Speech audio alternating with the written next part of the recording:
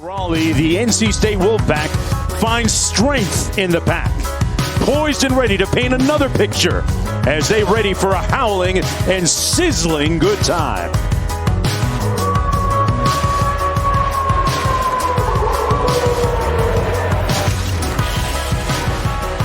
Welcome everyone to Carter-Finley Stadium for this pivotal and critical ACC battle between Clemson at 2-1 and the North Carolina State Wolfpack also coming in at 2-1. This their first conference game of the season. The electricity and the opportunity is tangible and palpable in the air here at a near sold out Carter-Finley.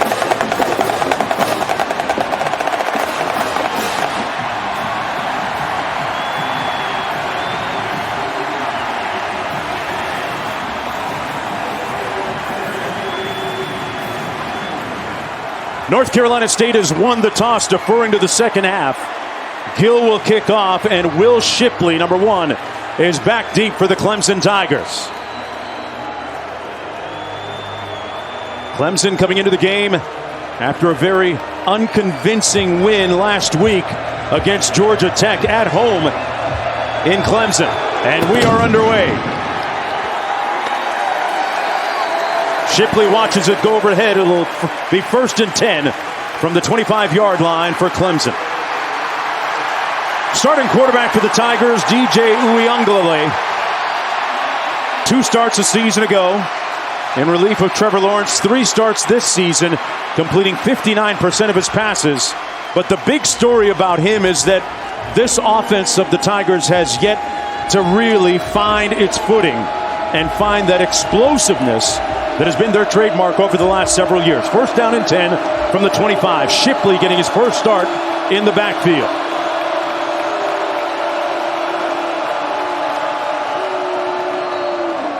Uiagalelei gets it out quickly, complete to Joseph Ngata, working against Pitts Jr. Pickup of 7 on the play. Dabo Swinney in his 19th year overall at Clemson, his 13th season as their head coach. They come in at 2-1 and trying to answer some questions on the offensive side of the football. 2nd down and 3. This is going to be a free one. Pass is caught by Ngata.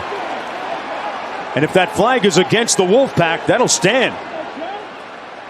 I think they're going to say that the play was dead, and they're not going to give him the play. It is so loud you can't hear the whistle. Defense number 11, unabated for the quarterback. 5-yard penalty. The penalty results in a 1st down. As you can see right here, the safety tries to come off the edge, and he goes a little early. DJ Uiagalelei does a good job with the snap count. There was no play on the play. As I said, there was no play there. But I think what NC State is seeing is that whenever you get this nub tight end like they had on the last play call, that's a heavy RPO run set for Clemson. So they're trying to bring some pressure to put that out. Uiagalelei back to pass again. And incomplete, intended for Justin Ross. Good pressure up front by Corey Durden. Meanwhile, the head coach in his 9th season on the sidelines for North Carolina State, Dave Doeren. Opportunity has been the buzzword all week. And he said that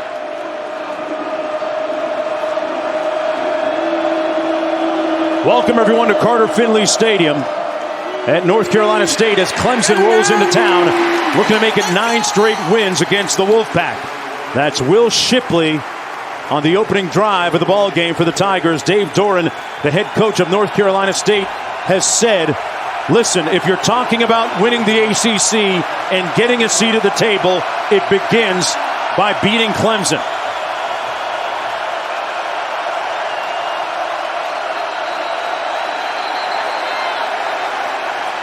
We get a flag down on the field. 12-man formation, offense, 5-yard penalty, 3rd down. It is deafeningly loud down on the field and up here in our booth. Yeah, this is the home field advantage that Dave Doeren told us he wanted to have. He didn't just want the fans to be here, he wanted them to be engaged. And boy, oh boy, are they engaged right now. Dabo Swinney told us this week in our meetings with him that they better get their stuff together this week because this is a very experienced Wolfpack team in a daunting environment. 3rd down and 10.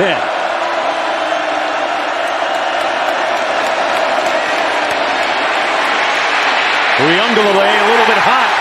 Incomplete, intended for Shipley. And they'll have to punt.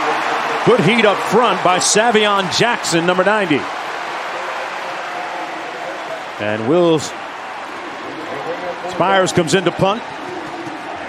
Thayer Thomas back there standing on his own 30-yard line for North Carolina State.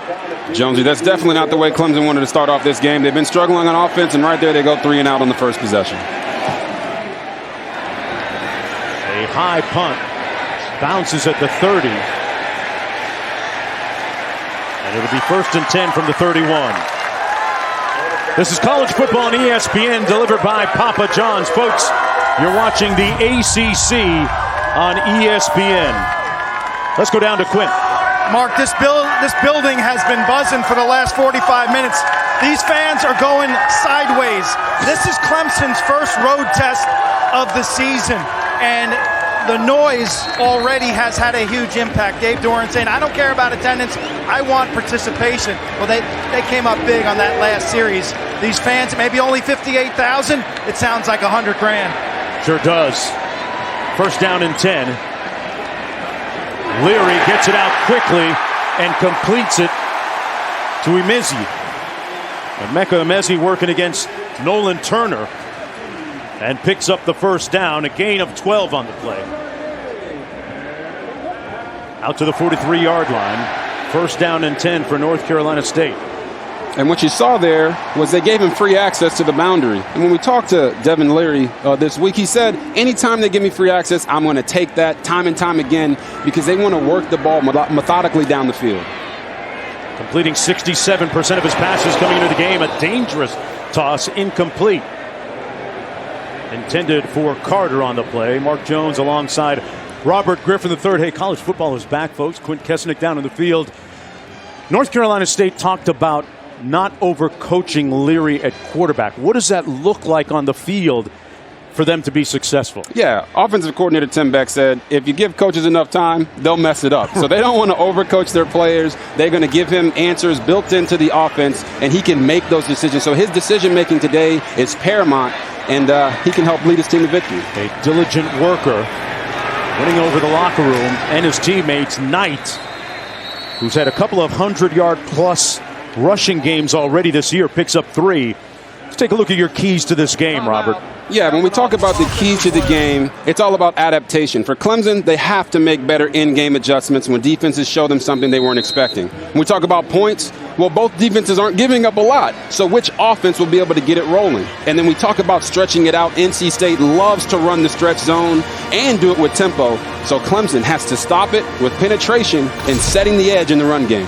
This Clemson defense has been intransigent here in the early part of the college football season. They have yet to allow an offensive touchdown this season. 3rd and 7 from the 46. Play game. Offense. 5-yard penalty. Still 3rd down. Well, Coach Doran won't be happy about that in his 9th season.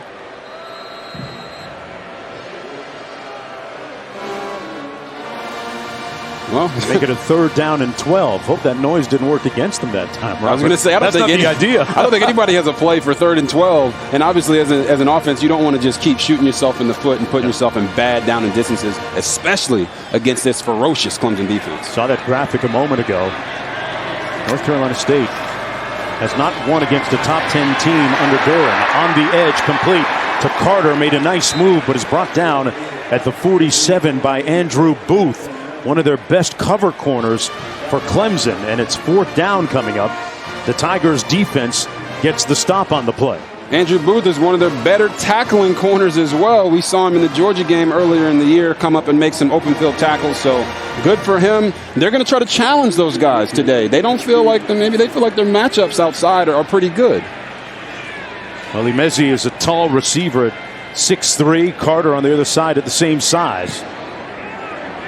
A high punt. Going to bounce at the 6. and harmlessly roll into the end zone. 53 yards in all. It'll come out first down and 10. They don't want attendance. They want participation. Back after this.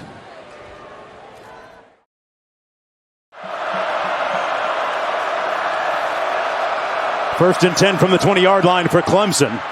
Handoff is to Shipley, falling forward to the 25-yard line. A highly touted recruit, 5-star recruit out of Weddington, North Carolina. Won a state championship right here on this field. In fact, the last time Shipley was in Carter-Finley, he was racking up about 250 yards and 4 touchdowns in his high school championship game. He was the MVP of that contest. DJ looking to pass. Got away momentarily.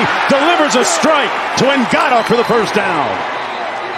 Oh, and those are the types of plays that DJ Uiagalelei has to make, right? Those are the special plays, right? Stepping up in the pocket, avoids the rusher that Will Shipley misses, and then drops a dime, to Joseph Ngata on the sideline. That's what we want to see from DJ Uiagalelei. Completed 75% of his passes last week against Georgia Tech. Little receiver screen to the edge. Nowhere to go that time. Ladson Jr. stopped up by Tanner Engel. Good pursuit. And that Wolfpack secondary. Flag down on the play. Boy, there have been a bunch of them so far. After the play was over, unsportsmanlike conduct, number 10 of the defense for taunting. It's number 10's first unsportsmanlike conduct foul. The penalty is 15 yards. First down. Taunting. Moves the ball down inside the 35 to the 32-yard line.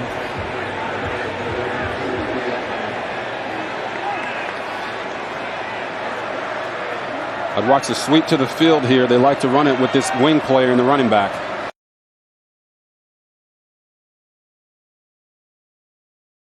Hit his receiver.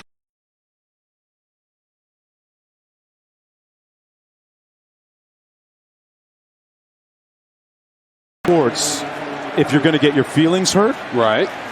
I love talk back and forth. I played collegiate basketball. I wasn't hooping if somebody wasn't talking junk to me, or vice versa. It's that taunting rule, right? But there, he was a little excessive with it. He came back a couple times and tried to chirp in his ear. Second down and 10.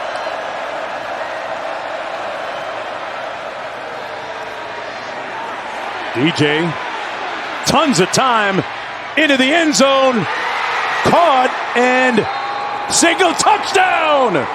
Justin Ross got his feet in bounds, and the DJ is spinning for Clemson. Oh my, Justin Ross with the toe drag swag in the back of the end zone.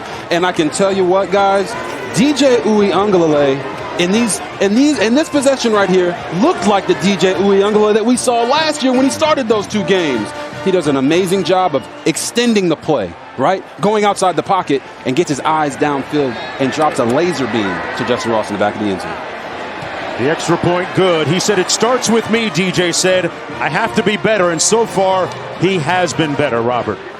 Oh, yes, he has. And Clemson fans are the happiest people on the planet. As you see right here, Justin Ross going up for the catch and getting his feet in there. Oh, he didn't need one. He got 2. What a play.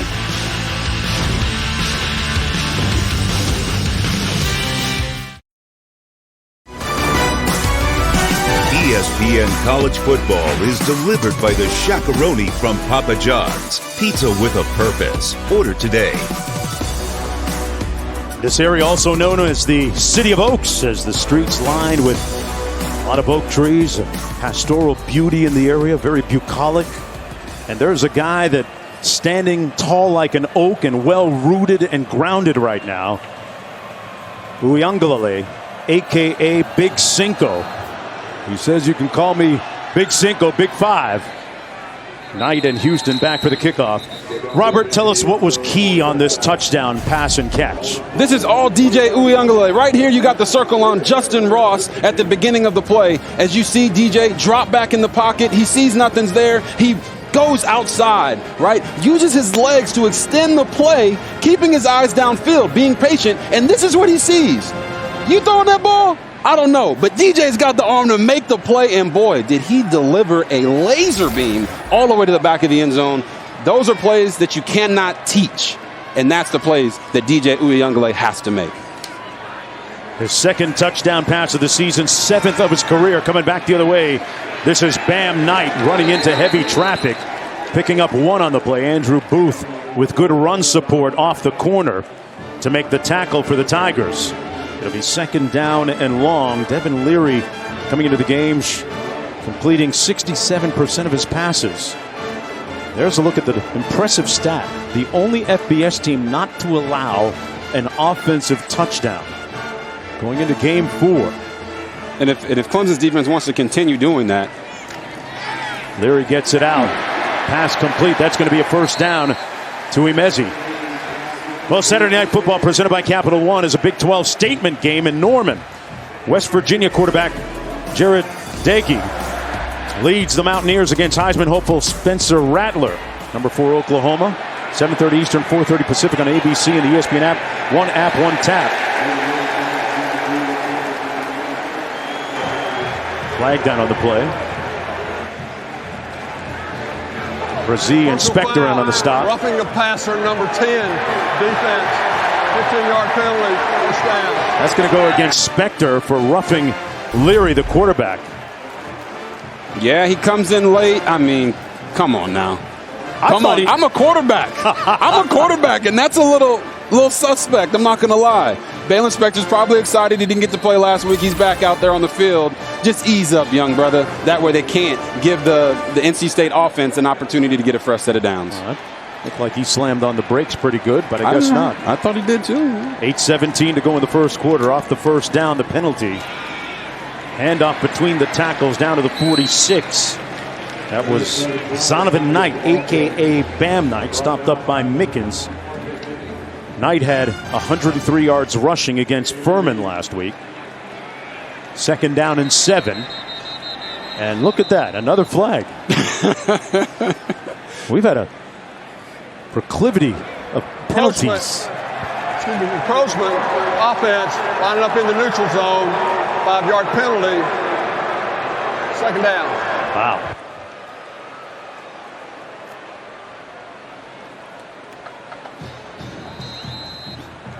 Well, Clemson is 60-2 when scoring first, going back to 2015. As Dabo's 13th season as head coach, started as an assistant. Prior to that, a player at Alabama. He's built one of the real behemoths in college football. Look at this. Snap infraction. Offense number 50. 5-yard penalty. So 2nd down. Talk to me, Robert Griffin, about these opportunities that are going the wrong way right now. It seems like when we talked to NC State, they wanted to confuse Clemson and DJ Uiagalelei, but they're coming out here and they're shooting themselves in the foot and moving backwards, and it seems like they are the ones who are confused. They got to get this under wrap if they want a chance to knock off number 9 Clemson. 7 penalties already. 2nd and 17. Leary out of the backfield to Knight, nowhere to go. Miles Murphy makes the stop. Dave Doran telling us that we have to make our layups, and self-inflicted pre-snap penalties on offense. That's an example of being rejected as you're trying to make a layup.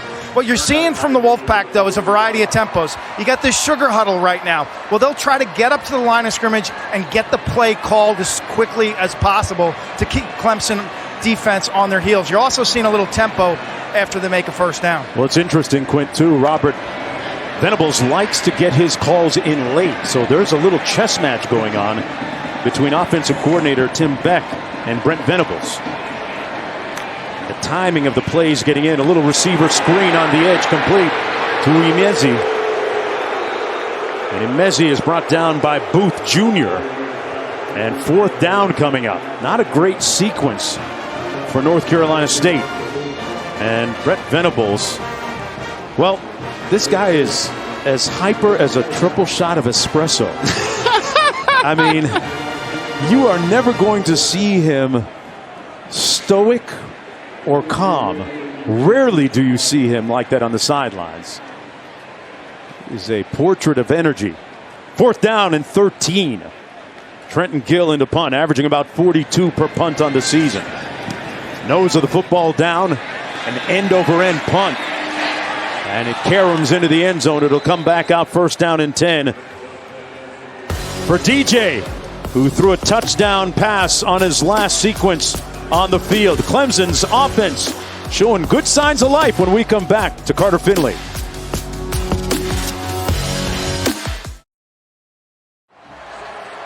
You know what? If you're part of the Clemson traveling party, folks,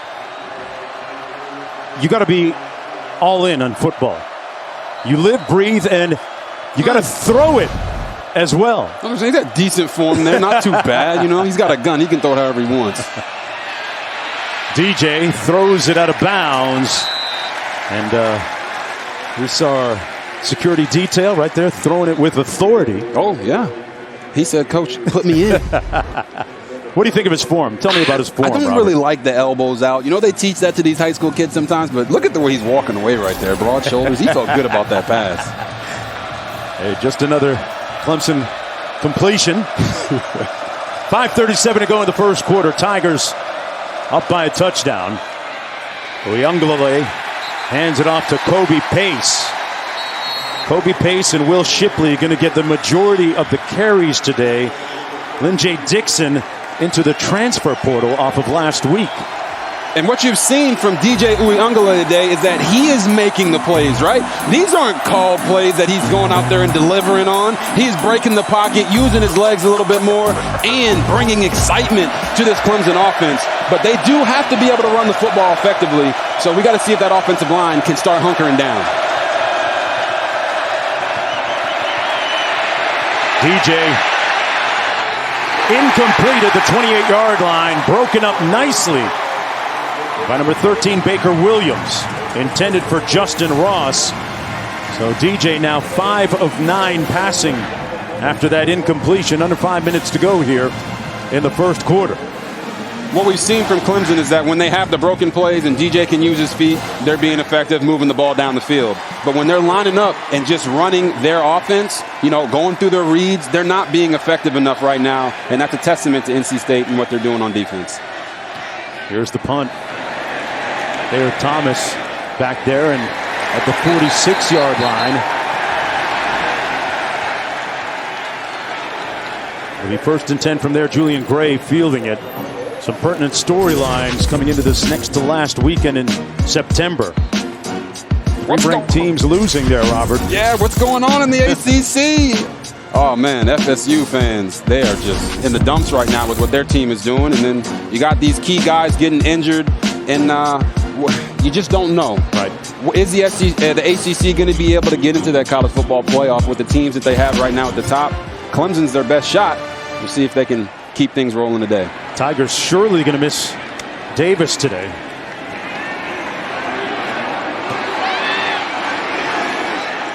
Good tackle by Booth. Person on the reception out of the backfield. Andrew Booth has been busy making a bunch of tackles already today. No gain on the play. It'll be 2nd down and 10. Tyler Davis, number 13, absent today for the Tigers. Out with a biceps injury. Underwent surgery after that Georgia Tech game. But they've got some dudes up front still with Brazee and Arroyo. Kind of rolled off the tongue nicely. That was good. That was good. I had to hold the laughter in there, man. But Tyler Davis is definitely an NFL player. They're going to miss him. Snap infraction. Offense number 50. 5-yard penalty. 2nd down. What's that, number 8? The 9th penalty, 8th penalty of the first quarter? Wow. I mean, OC Tim Beck, he said, don't overthink it. And right now, they seem to be overthinking it with this snap count. I understand why they're doing it, because they want to throw off that dynamic, dominant defensive line that Clemson has. But if you're continuing to move backwards, nobody has plays for 1st and 2nd and 15. Person in the backfield.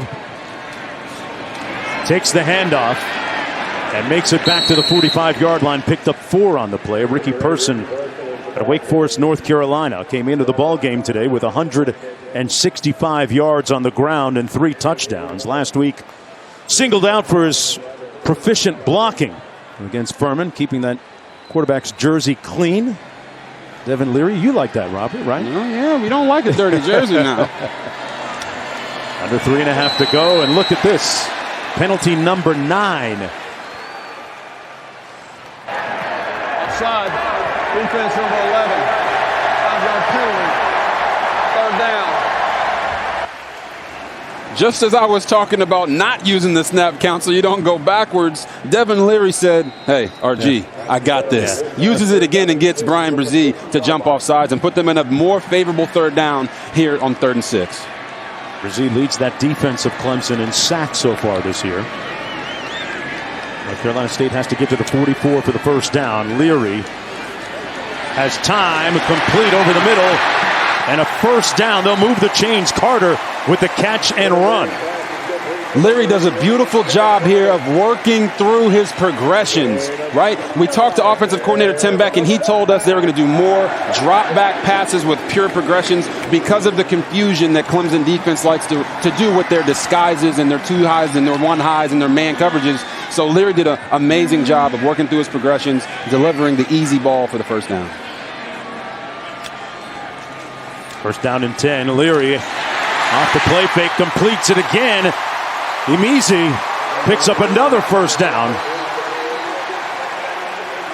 Came into the game as their leading receiver with 14 catches for 186 yards. So here you got Emezi, does a nice little sit route, breaks 1 tackle and gets vertical upfield, and those hidden yardage right there after the catch, those are going to put them in better situations. Now they can possibly take a shot here at the end zone, which we know they have wanted to do the entire game to truly challenge the corners of Clemson. Leary pretty hot, 8 of 9 for 45 yards. Emezi is his self-described security blanket. This time he hands it off. Great balance by Person Jr., but stopped up.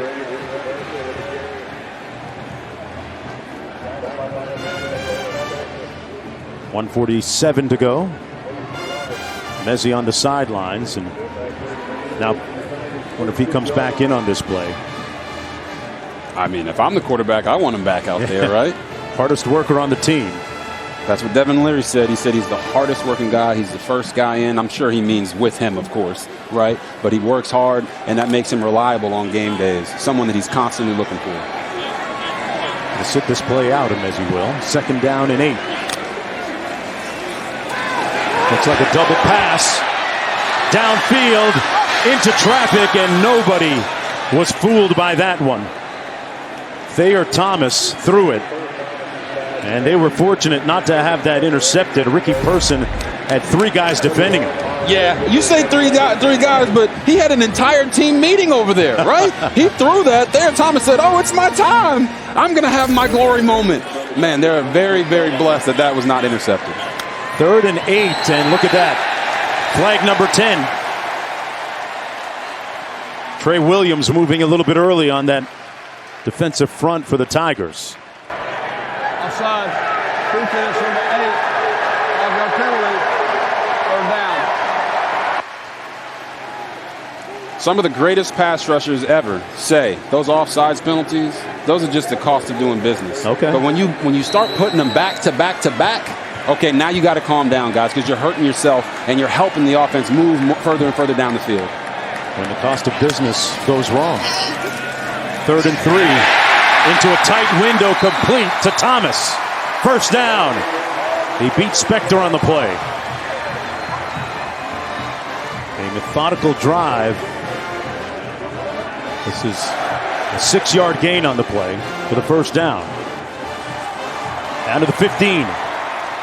7 plays, 39 yards. Quick toss to the wide side of the field. Person found a crease and moves the pile just inside the 10-yard line. Clemson's defense is swarming to the ball. You just saw about 8 or 9 hats right there. But even with all those guys playing hard and getting to the ball, NC State is just chipping away, right? They're just chopping the wood, moving closer and closer to the end zone. Let's see if they can get it in and be the first team to score a touchdown this year against Clemson's defense. On 2nd and 4. Goes into the end zone, had one-on-one. And Mezzi was working against Andrew Booth. And it'll be 3rd down and 4. Booth is their best cover corner in the secondary. Had that memorable one-handed pick last year.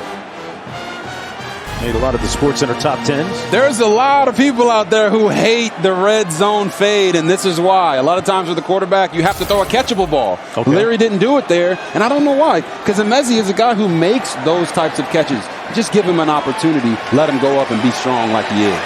He's the security blanket. Lined up to the top of your screen again. Thomas in motion. This time, caught! Touchdown! Emeka Emezi.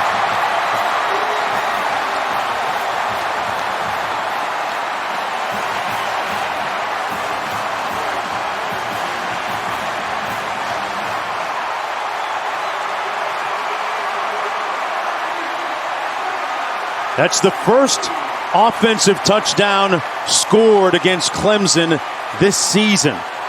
With 5 seconds to go into their 4th game of the season.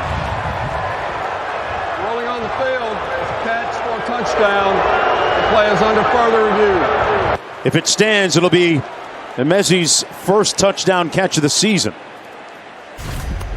Let's take another look here, Robert. I felt like Devin Leary was listening to us up here, right? He gave him an opportunity to make the catch, right? A catchable ball. We just got to see if that ball touched the ground. As you saw right there as he stood up, his hand looked like it was right underneath it. Oh, got him in. Does it move? No. That's a touchdown, That's baby. A catch. That's a catch. His hand underneath the ball. This is a better angle of it. He caught that with his face mask almost. Hey, faces count too. Look at that, man. We just talked about it. Give him a catchable ball. Let him go and make that contested catch. And Emezi just showing off for his people, right? Wow. Here it is one more time. Catches it. Puts it against his face mask. Oh! Look at that. It's a game of inches, right? Oh! Great effort. What? By Emeka Emezi. He must be a Giants fan. I don't Tyree, right? There you go.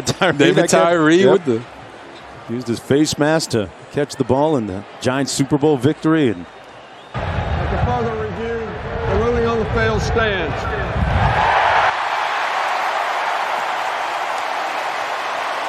Well, the touchdown will stand after the review.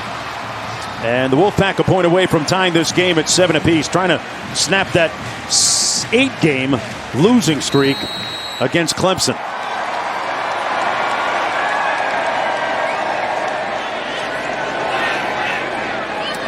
Dave Doran has been talking about this being a huge opportunity for them this week. Chance to improve to 3-1 on the season as we check in with the studio.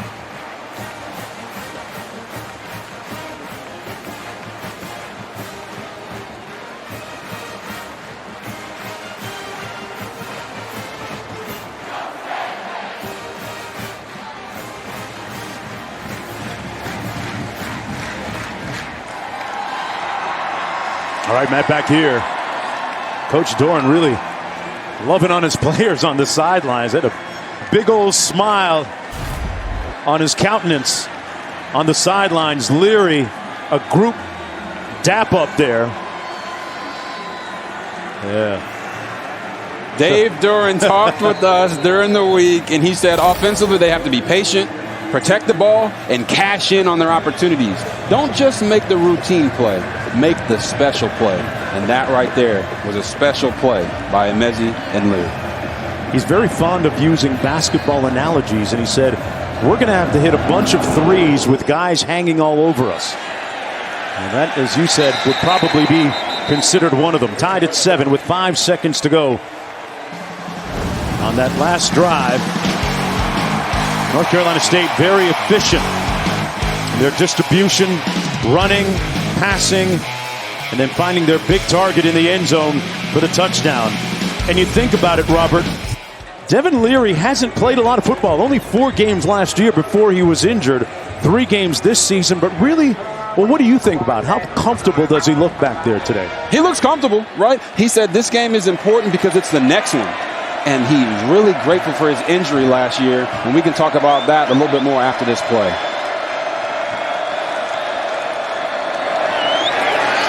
DJ is going to keep it himself and pick up 2.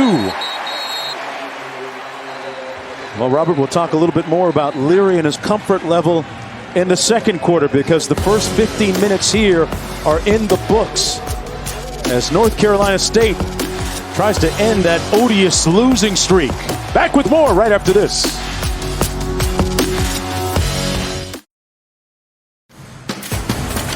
Welcome back, everyone, to Carter-Finley Stadium, Raleigh, North Carolina. And some impressive artwork in and around Carter-Finley Stadium. This is what it looked like yesterday, and then today they just continue. Our man, Raleigh Renoir, or maybe it's Rodin, our painter down there, doing a great job on the artwork. 2nd down and 8. DJ pulls the trigger. Is it picked off? No, it's incomplete. I think he was out of bounds. Tanner Ingle right there had a beat on that ball.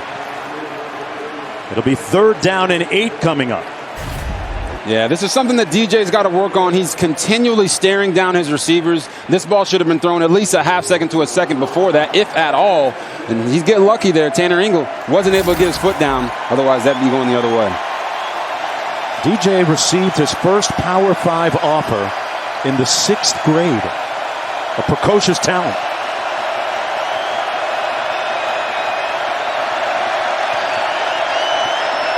Little blitz coming. Uyunglele stopped up about 2 yards shy of that first down. Good tackle by Pitts Jr. And it's 4th down. Yeah, he'll let everybody know that wants to watch and listen as they get the stop. 3 and out for the Tigers offense. It's 2 things that I don't like there, right? One I like and one I don't like. What's that? Straight stem routes, right? No creativity in the structure of the offense to give DJ an opportunity to make some reads. The thing I do like is the fact that he used his legs there, and he hasn't been doing that early on in the season. 4th down and 2. And the second with flags. On start. Offense, number 16. 5-yard penalty. Still 4th down. Okay, we're at 11 penalties already. I'm going to set the over-under at about 20, Robert.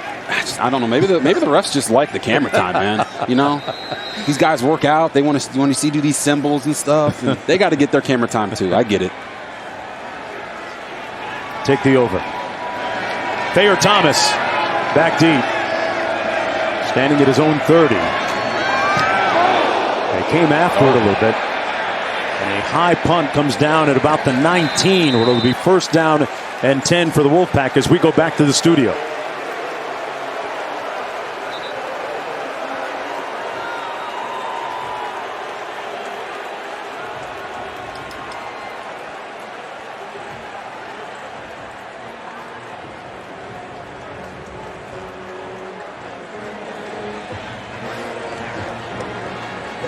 Arkansas up 10-0. We're just watching here to see if the punter actually got hit. And, I mean, it was a little bit of an acting job there. He kind of fell into the contact, but I don't blame him for trying. Might be a theater major. That was good. 1st and 10 from the 20. Larry hands it off to Person Jr. Nice gain of about 9 on the play. Well, we saw the mural a little bit earlier. There it is. What a beautiful backdrop here at Carter-Finley Stadium. Wonderful artwork. Strength in the pack. Strength in numbers. This team galvanized and ready for their opportunity. Leary with time. And is going to be pushed out of bounds at about the 30-yard line by Skalski. Remember, it was him that made the touchdown-saving tackle last week, late in the game against Georgia Tech. And we had a great visit with him earlier this week. He decided to return because he was injured last year. Didn't really finish the way that he wanted to. Had a little surgery during the offseason, but he's really the heartbeat of that Tigers defense. He is, and Jamie Skalski is a guy that he's hard to not like, right? He's a little undersized, but he's athletic enough to go out there, and he plays instinctually because of that. 1st and 10. Leary bounces the pass incomplete to Lesane. You could just call him 10 rings. This guy's got a ring for every finger. ACC championships, national championships, bowl championships and victories. And I mean, that's a resume, an impressive one.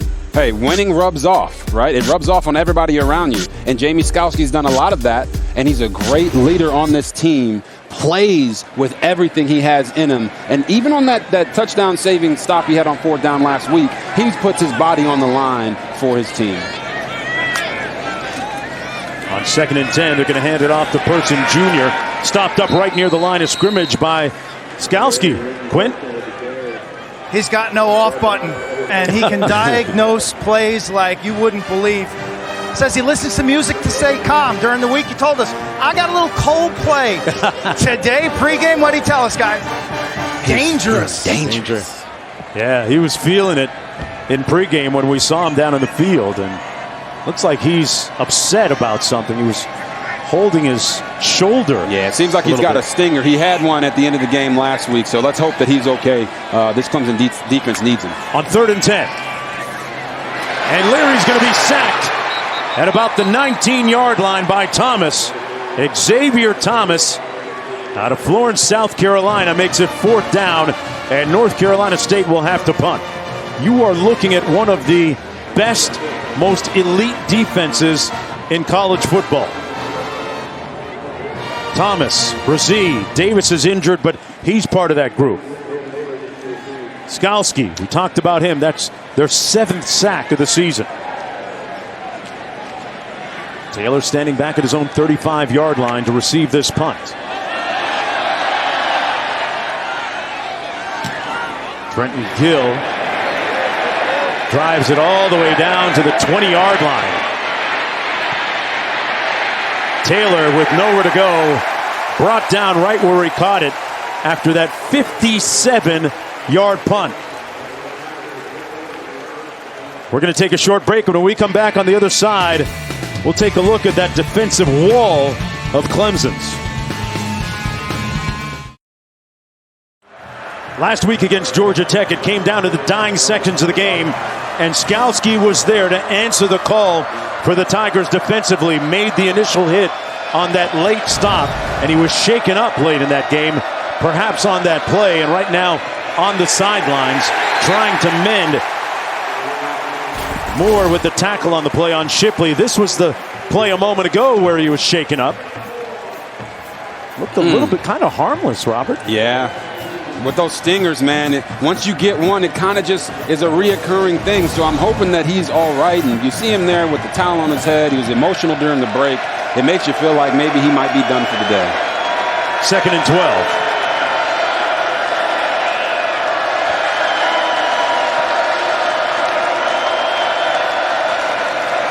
Uyunglele going to try and run, is going to be sacked for a loss of 1 on the play. Didn't have anybody open downfield, Robert, and that Wolfpack defense just engulfed him. Yeah. It'll be 3rd down. He didn't have anybody open downfield, but once again, like I talked about on the 3rd downs, just straight stem routes. You know, no one is really getting mesh points or getting the easy pick plays. Where's the creativity offensively? And it seems like they not only do they not have an identity, but their offensive play calling is a little bit archaic. And they need to help DJ and help these receivers get open. 3rd and 13.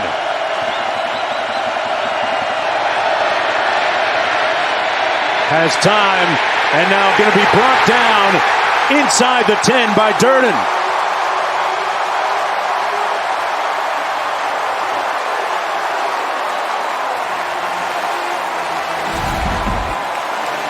You see it here, right? DJ drops back to pass. Everybody's covered. He had an opportunity to maybe hit the curl route there, but the one thing he cannot do is hold on to the ball. DJ Uyunglele, you have legs. They're big tree trunk legs. Use them. Get out of the pocket. You can't sit there for more than 3 seconds and expect a defensive lineman to not eventually win against one of your offensive linemen. Loss of 7 on the play, 4th and 20. Myers punting from his end zone. Rolls out to his right, a line drive punt.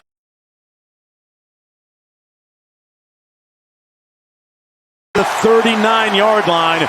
The Wolfpack will begin this sequence with great starting field position, but a popular refrain this afternoon, a flag on the play.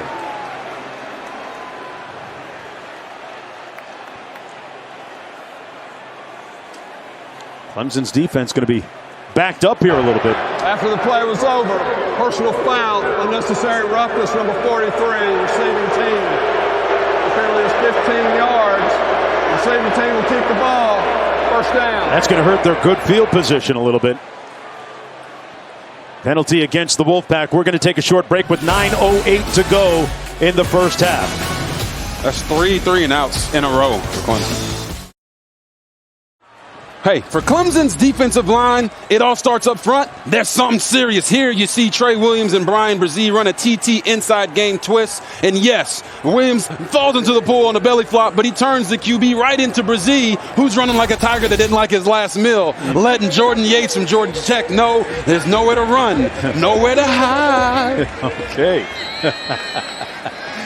Great pursuit. That impervious defensive front for the Tigers. 1st and 10. Leary's 10 of 13. Make it 11 of 14 and a first down to Emezi. Let's go back to the studio.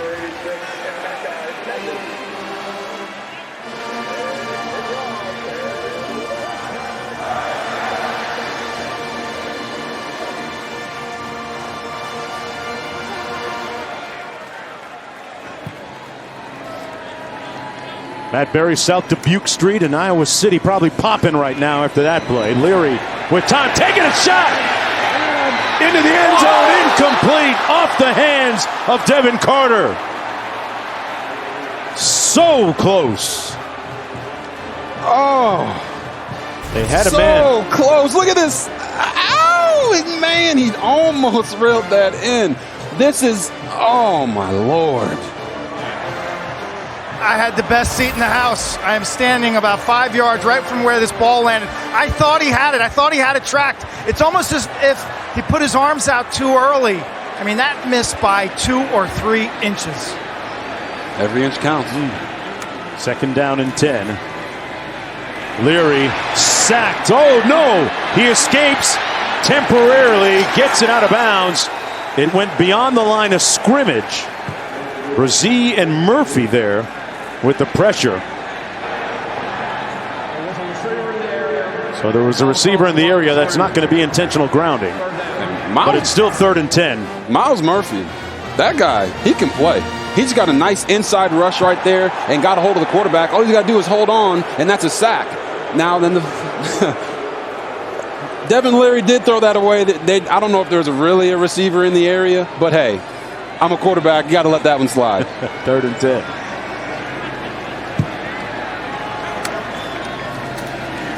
Leary gets rid of it quickly, completes it to the edge, and nowhere to go this time for Devin Carter, who had an opportunity a couple of plays ago, and it's going to be 4th down and about 3. Venables making the tackle on the play, the son of the defensive coordinator. Oh, they're going for it.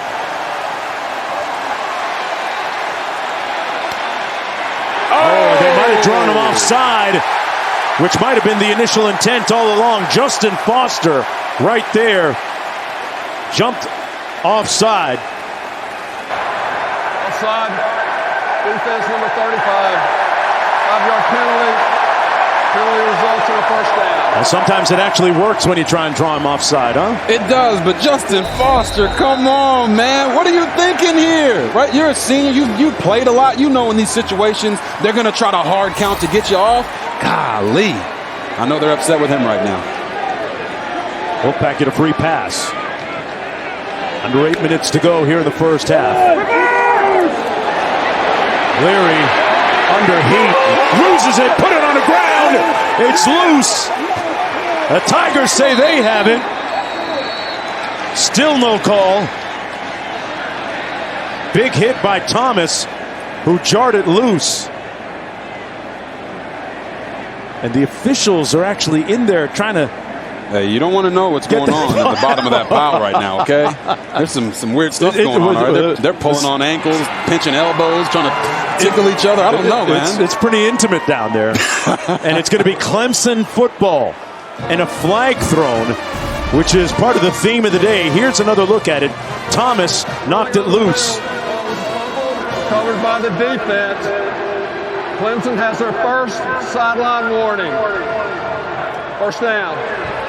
So it'll be Tigers football, 1st and 10.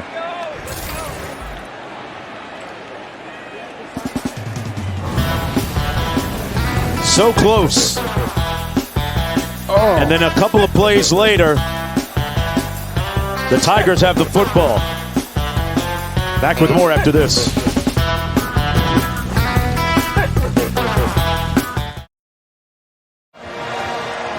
Welcome back, everyone, to Carter-Finley Stadium. And this, the 90th edition of North Carolina State against Clemson. The Tigers have won 15 of the last 16 against the Wolfpack. 1st and 10 Tigers from the 42. DJ hands it off to Will Shipley, stopped up by Isaiah Moore. Well, tomorrow, Sunday NFL Countdown before he faces Patrick Mahomes one-on-one with Chargers quarterback Justin Herbert. Plus, Randy ranks this week's best catches, and You Got Moss kickoff week 3 with Countdown 10 a.m. Eastern on ESPN. Love me some Justin Herbert. Loved him in Oregon. Became the starter last year when things went his way. Tyler Taylor had that unfortunate situation with the team trainer. The pass complete to Justin Ross. Folks, look at number 8.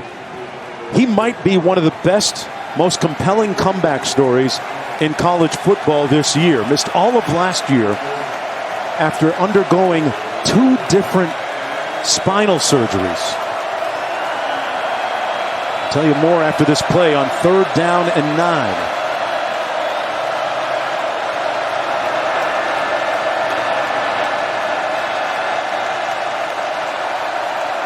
Play clock under 10. Let's see what Uyunglele checks to. I'm not sure he got it off in time. Looks like Dabo called a timeout. Full snap. Timeout. Clemson. First charge, timeout. Like that old Tevin Campbell song goes, can we talk? Back after this.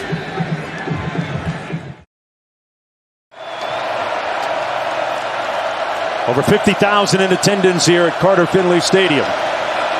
Clemson 0 for 4 on 3rd downs and now 0 for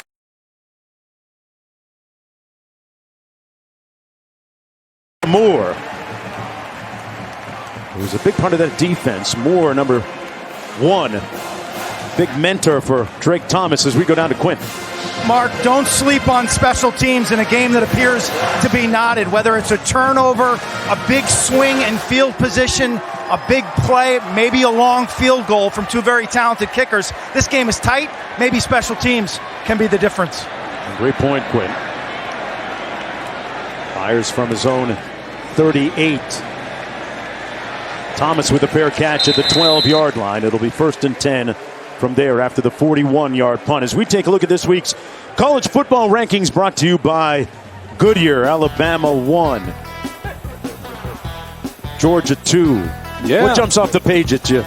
Oh, for me, there's so many teams that are playing better than teams that are on this list. Obviously, Arkansas is beating up on Texas A&M right now, and I do believe that Ole Miss deserves to be in this top 10, the way they've been playing early this year. But it's still early in the season, and I do believe there's a massive gap right here between the first 2 teams in the country and everybody else.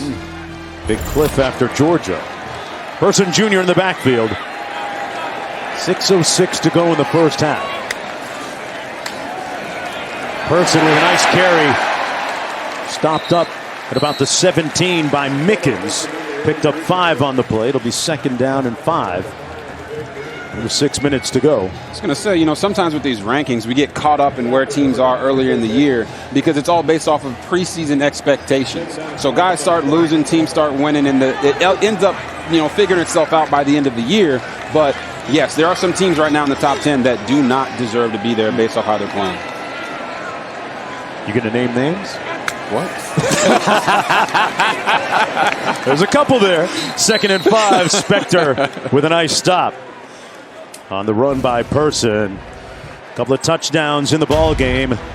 Uiagalelei right there with the first one, and then Leary to Emezi, pardon me, and then Skalski injured, and we haven't seen him since that play. There's a look at the respective time of possession in favor of the Wolfpack right now. And Skalski helmet off on the sideline. Interesting to see what kind of impact that has on the Tiger defense behind the intended receiver, Tootle. And it's incomplete, sets up a 4th down. Robert, we were talking about it a little bit yesterday. This had a lot of potential to line up as a low-scoring game, right? Yeah, as an offensive guy, right, you love to see points put on the board. But there's just something beautiful about a defensive struggle. Hey, we talked to Quint about special teams and how it can impact the outcome of the game. That's what it seems like this game is going towards. Both teams are struggling offensively. They're committing a lot of penalties. So we could be in for a low-scoring affair here. Add that to the fact you saw how many points per game each team has allowed, respectively. Both in the top 5 in the FBS. Nowhere to go on the punt return by Will Taylor. Our Week 3 Monday Night Football matchup, a big early season NFC East showdown. Jalen Hurts and the Eagles taking on Dak Prescott and the Dallas Cowboys. 8 Eastern, 5 Pacific on ESPN Deportes, the app, ESPN2. We'll have the Mannings. Our coverage begins with Monday Night Countdown, 6 Eastern, 3 Pacific time. And looking forward to that one. I've enjoyed watching the Mannings on TV. Yeah, the Mannings have been funny, They're right? Just chopping it up if right you there. know ball, Right. It's an enjoyable watch. Yeah. The broadcast. We got Clemson with the football right now. 4:37 to go. Uiagalelei up top, a little contact. That's going to be a flag and pass interference against Pitts Jr. A little contact? Pass interference. Defense number 24. 15-yard penalty from the previous spot. Okay, I'll admit. First down. If I get hugged like that by my wife, I'm a happy guy. Well, I'm not your wife, okay? But you see this guy, look. Hey, that's not a little bit of contact. He's over He just him like brushed this. him. He just brushed him. No, he didn't brush him. That should have been a 30-yard penalty right there, man. He took one for the team. First down and 10. I kind of expected you to react that way on the pass interference. Little bubble screen here to Justin Ross. Talked about his story a little bit earlier. During a routine practice, suffered what he thought was a stinger a couple of years ago in 2019. Further examination discovered a rare congenital condition that he had. Subsequent to that, had 2 different operations and then wasn't really cleared until July, August of this year to resume football activities. And most people consider it a miracle he's able to play. And there's a miraculous interception. Drake Thomas.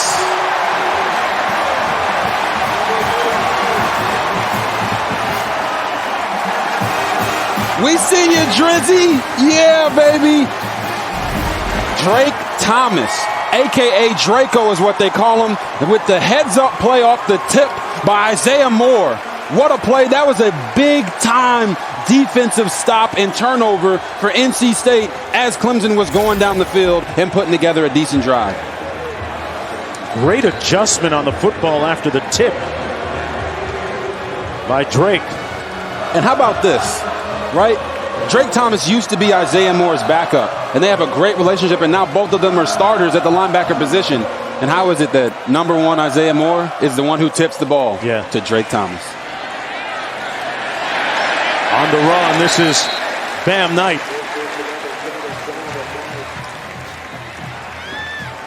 Remember Draco telling us that he loved contact and hitting since the time he was 6 years old. I hate to be his friend, man. Hitting at 6 years old? Hey, according to him, like Drake's new jam, no friends in the industry. I guess that's how they do it in Wake Forest, North Carolina, huh? 2nd and 5 coming up. On the handoff, this is Bam Knight. You know, it was great to see Bam Knight bounce back the way he did last week after fumbling early in the football game, put it on the ground, and then ended up rushing for over 100 yards in that win against Furman. But these two guys, Knight and Person Jr., Robert, what do you make of them as being one of the more prolific, productive tandems in all of college football, not just the ACC? They are, and every team that's going to face NC State is going to see a heavy dosage of these two backs in Bam and Powell, number 7 and number 8. But as you see right there, it looks like Zonovan Knight was limping a little bit, so we got to check on that and make sure he's okay. Approaching 2.5 to go. Broke a tackle. Nice cut by Bam as we go back to the studio.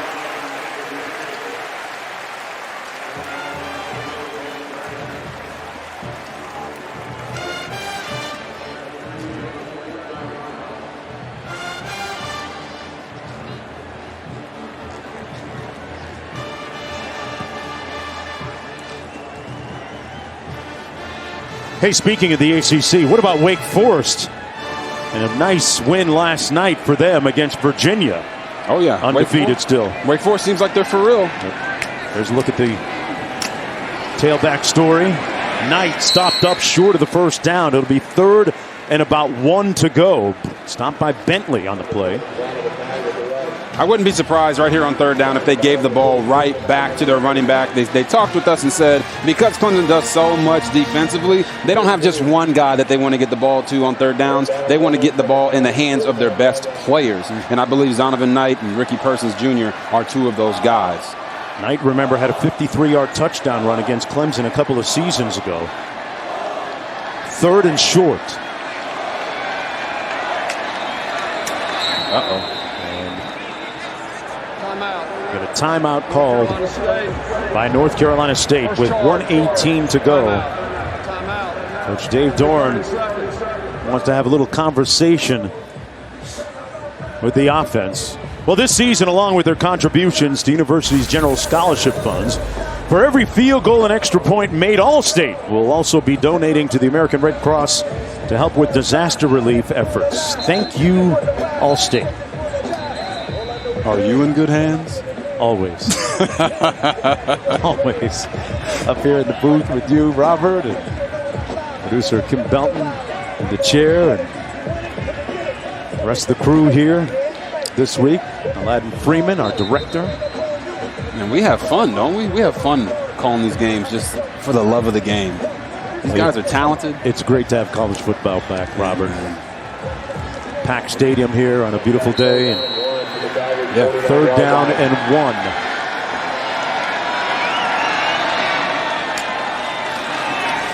Knight will get the first down with a couple yards to spare. They'll move the chains with 1:13 to go.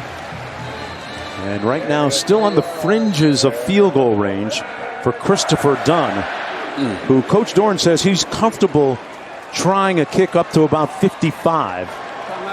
Looks like Balin Spector, coming back from missing last week's game, is down on the field right now.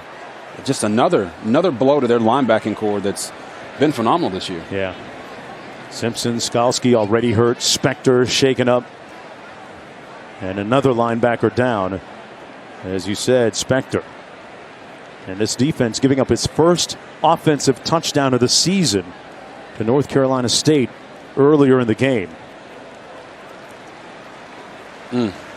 Looks like an ankle.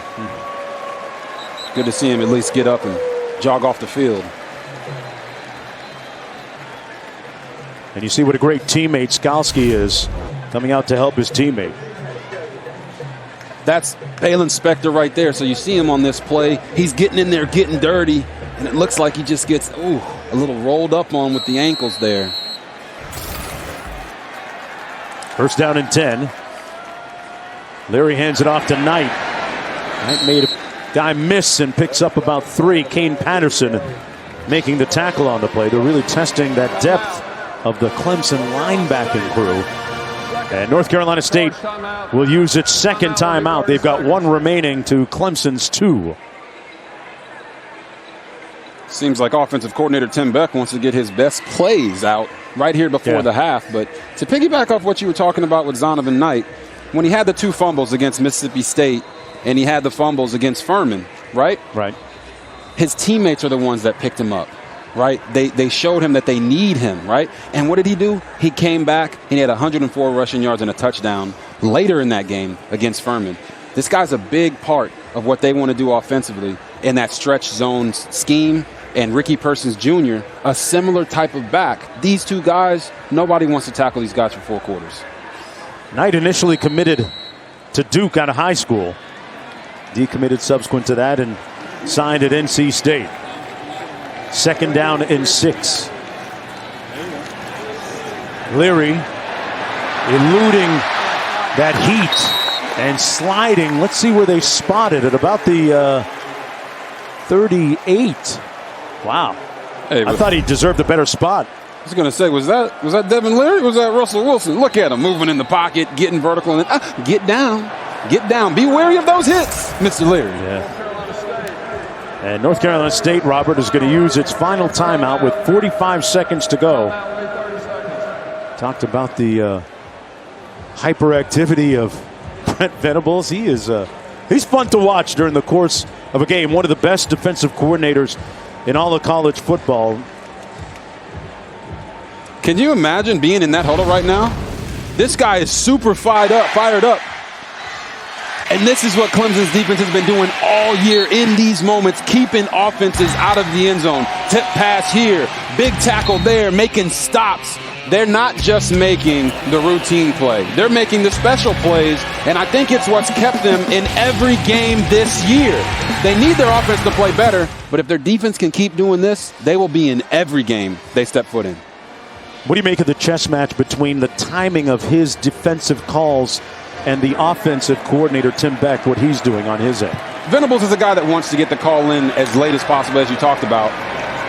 3rd and 2, the pass complete. Emezi with the first down. But sometimes you can't do that, and I think that's why Tim Beck and North Carolina State are doing a good job of running the little muddle huddle, getting to the ball, running plays, because they don't want Venables to be making the calls. They want those backup linebackers who are in the game now to make them. 8-yard gain.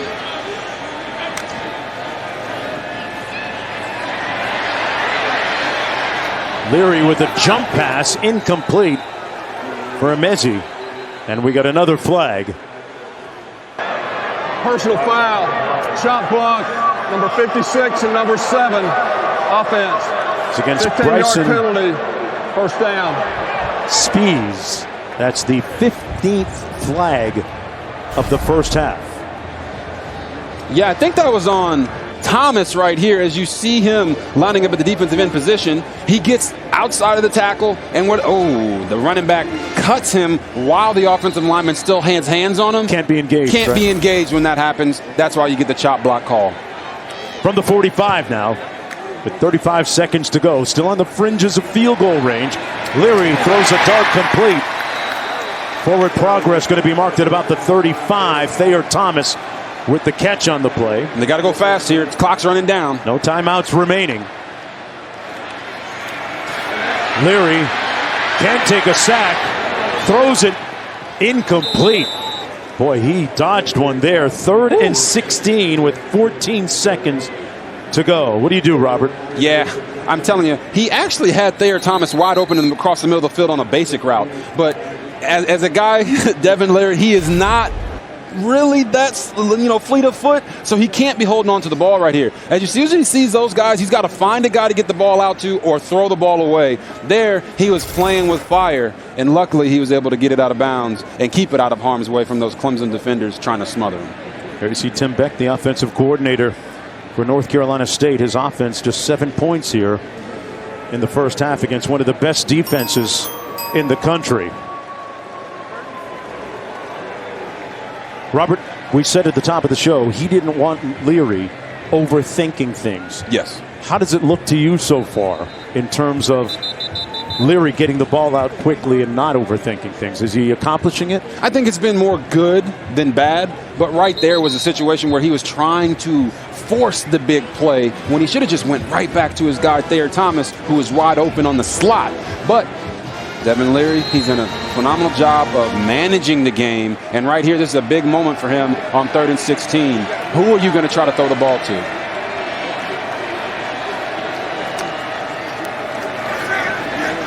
Down the sidelines, incomplete. 9 seconds to go. And Mezzi, the intended receiver, and 4th down coming up. I was going to say, man, I like this Thayer Thomas guy right here. They buzz a defender to the flat when he's got a little stick route. And what does he do? He recognizes zone and sits there and actually was wide open if Devin Leary would have just pinned his inside shoulder. But with no timeouts, it was a great job by him of throwing the ball away and giving him a chance to kick this point. Christopher Dunn is going to be put on ice here a little bit. Clemson, second. As they call a timeout, the Tigers do. Timeout will be 30 seconds. Dunn, career-wise, is just 2 of 5 from 50 yards and beyond. His career long is 53 yards. This one is going to come from 53 as well. I was going to say, 16. From 53 in the stats you just read, I'm feeling really good about him making this kick. Yeah. Quint? Dunn is a 5th-generation farmer from Lexington, North Carolina. Fritz Farm, where his family's been growing organic black Angus beef and hay. He's got to use the adrenaline of this moment, to use that surge of adrenaline to get a little extra oomph for a career long.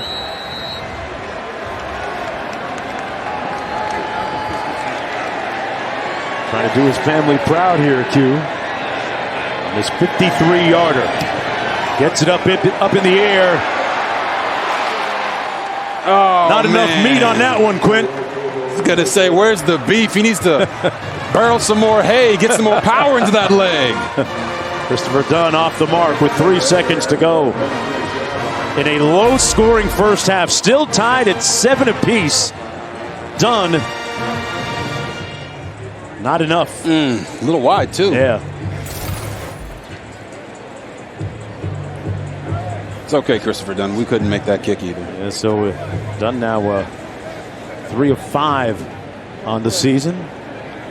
Uiagalelei will take a knee here, and Clemson, ranked number 9, will go into the locker room tied at 7 apiece against North Carolina State, looking for their 9th win in a row against the Wolfpack. But they're having to work for everything right now. Still staring at opportunity, North Carolina State is. Let's go back to the studio. Welcome back, everyone, to Carter-Finley Stadium. This is college football on ESPN, delivered by Papa John's. You're watching the ACC on ESPN. A low-scoring first half has us knotted at 7 apiece, as Clemson tries to make it 9 consecutive wins against NC State. Miscues the prevailing theme of the first quarter. You see right there, NC State tries a trick play. Not happening. DJ Uiagalelei tries to run up the middle.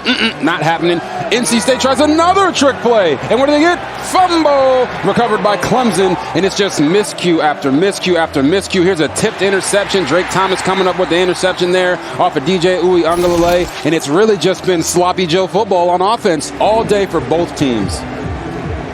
Well, it's going to be North Carolina State football. They deferred to the second half. They'll get it to start this third quarter. Clemson Tigers seeming a little bit vulnerable here coming into Carter-Finley this afternoon. Their offense still trying to find its rhythm.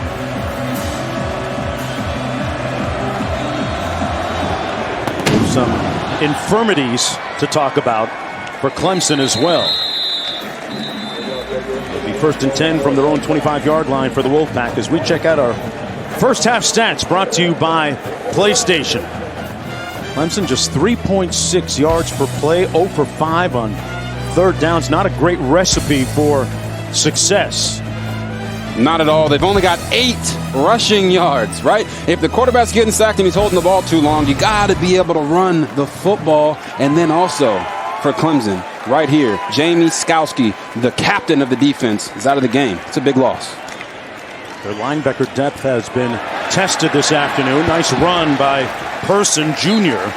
Picked up about 8 on the play. He was their second leading rusher coming into the afternoon. Here's how Skowski got hurt. Remember, he made the touchdown-saving tackle to help preserve the win last week against Georgia Tech. And there it is. After that play, went off to the sidelines, now comes out for the start of the third quarter, minus his helmet and shoulder pads.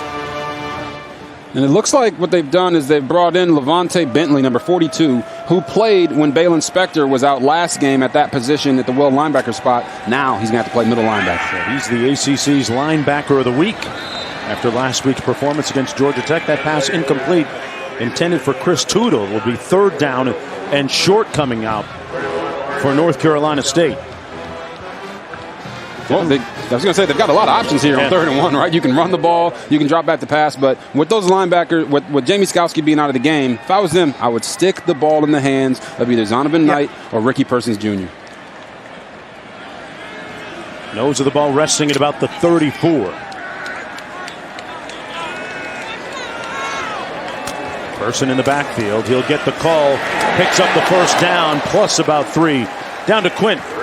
You guys mentioned Skowski done for the day. Comes back onto the field without shoulder pads. So we will see Spector and Bentley starting on the inside. Spoke to Dabo Swinney. You know, usually he's energy and Mr. Positivity. I got to tell you, you could feel the tension. You could see the tension as his team entered the locker room. They're in a dogfight. Too many penalties. No run offense. Clemson on the ropes.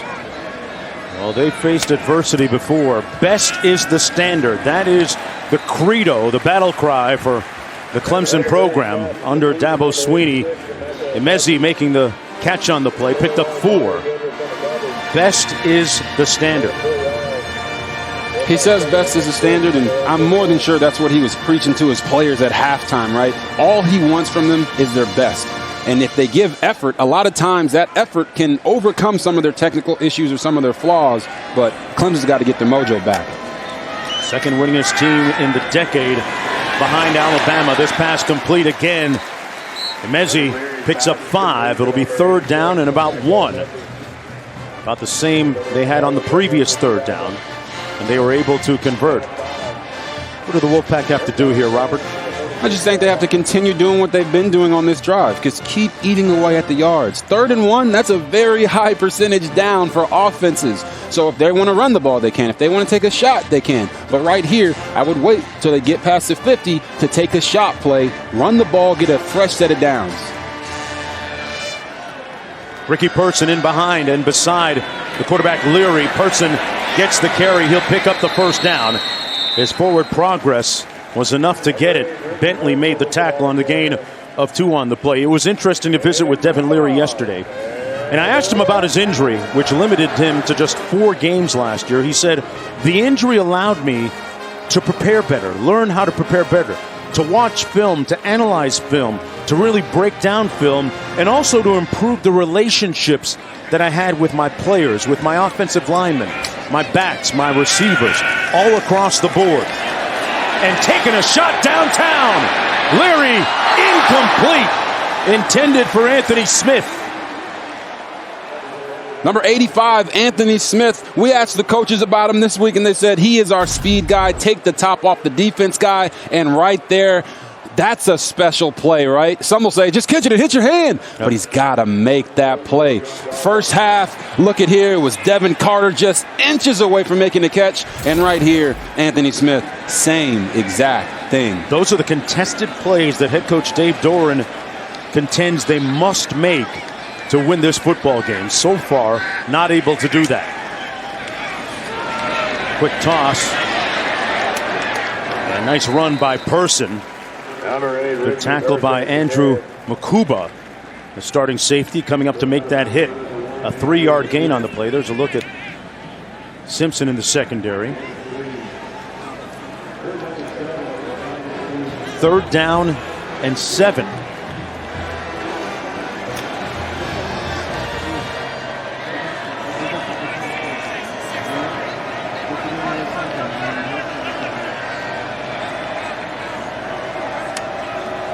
Blitz coming from the Tigers, and they got to him. Leary sacked. The Tigers brought a lot of ordnance that time, and that artillery buried him, led by Nolan Turner. Oh, I love it. They brought the triple barrel blitz, both backers and a safety. Oh, and Devin Leary never saw it coming. It's really actually hard to pick that blitz up. Clemson does an amazing job of timing it up so he couldn't see it and gets the tackle and the sack. That's the 3rd sack of the day for the Tigers. Will Taylor right there on your screen at his own 20-yard line. Trenton Gill ready to punt, but there's a flag.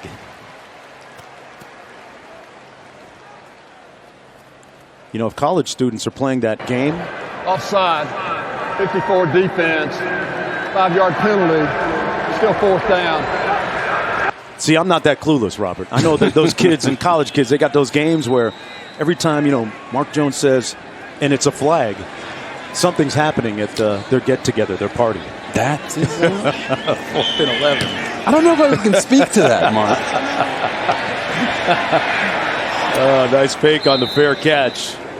Tied at 7 with 10:45 to go in the 3rd quarter. Hey, Mark, you okay? Did you go tailgating before the game? Hey, I'm straight. I'm good. Oh, okay. I'm good. If you say so, my guy. Suited and booted, ready for this 3rd quarter.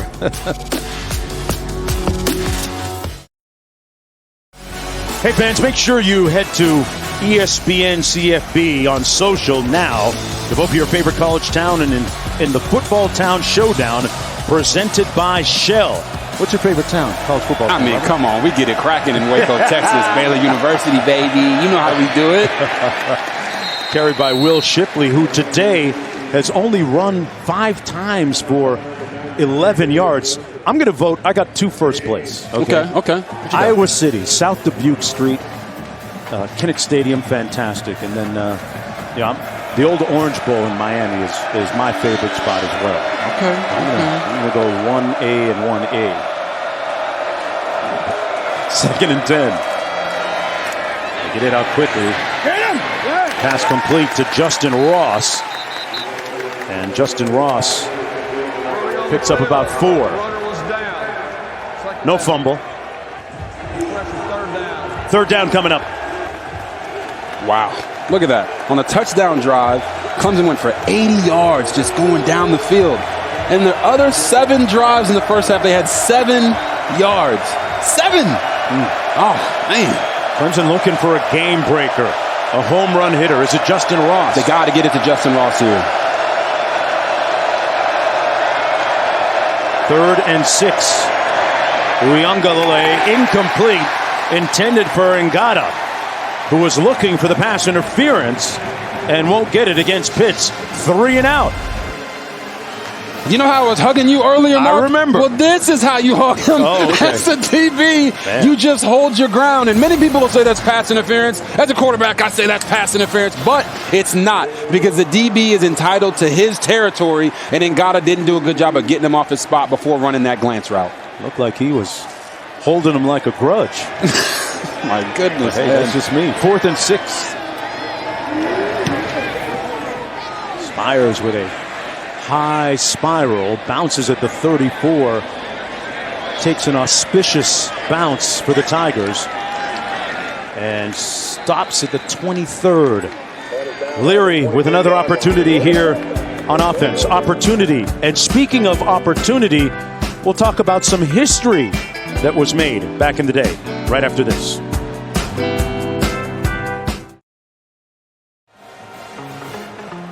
You know, Mary Yarborough Court was and is a quiet, shady escape named after the first woman to complete a graduate program here at North Carolina State University.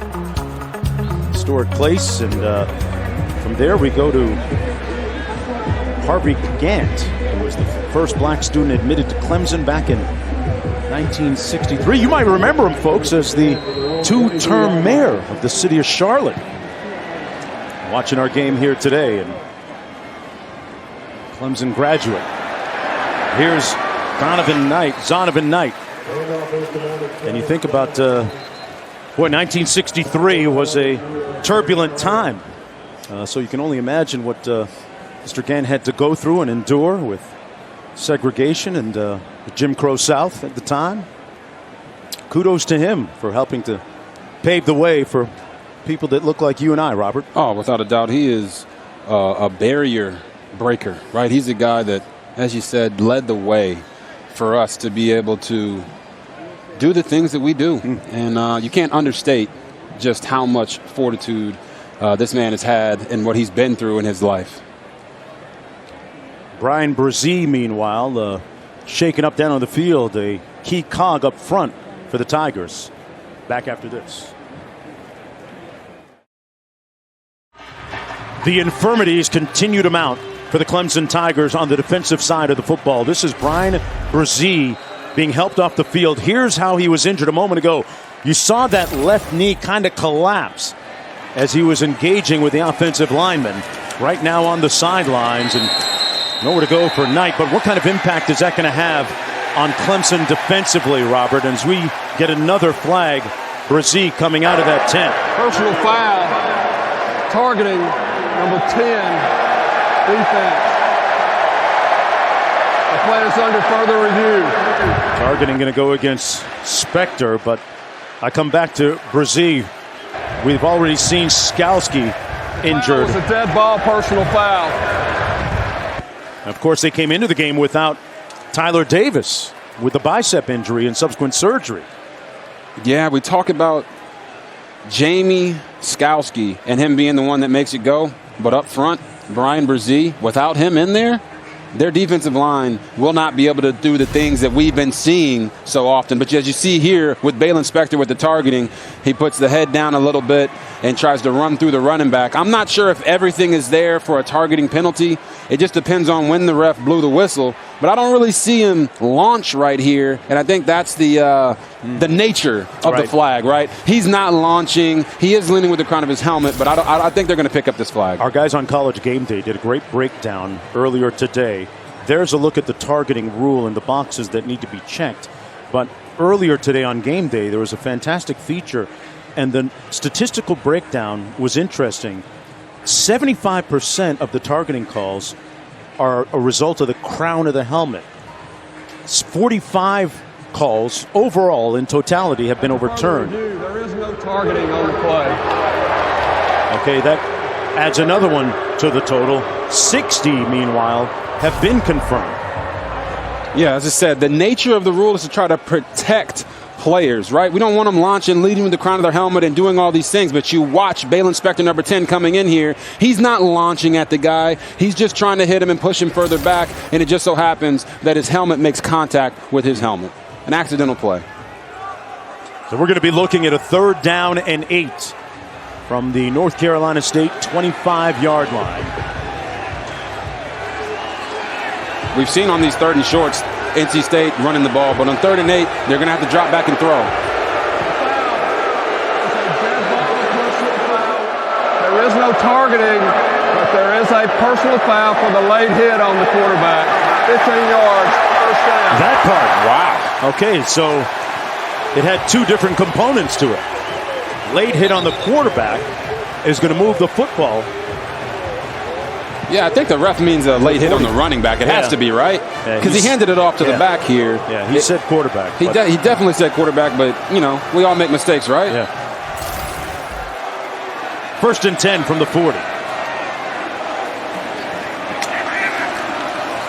Leary gets it out quickly.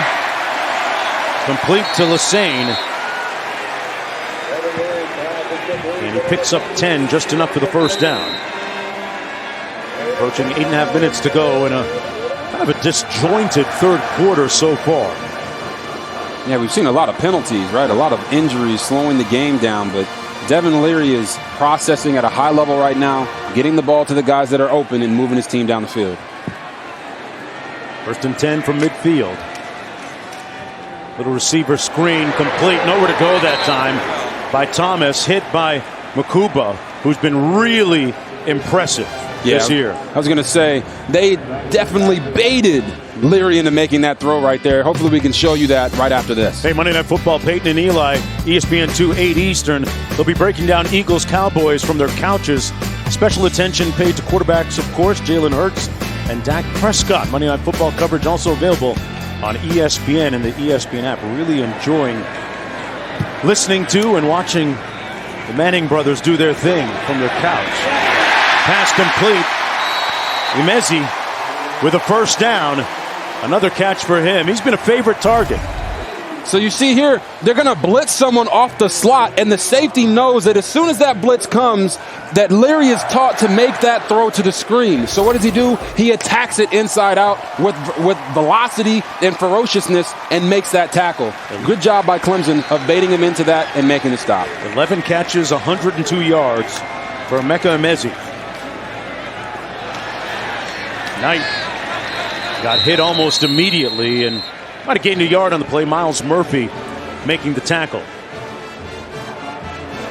You see from Clemson's defensive front, saw where they seemed in their previous games to be running a lot more stunts and twists than previous years. What does that say about them, Robert? Yeah, I think that Devin Leary and NC State, they've done a good job of running the stretch zone, getting the third and short, so we haven't been able to see them do that as often. Okay. And they're also speeding it up on third downs or slowing it all the way down to prevent them from making those twist game calls.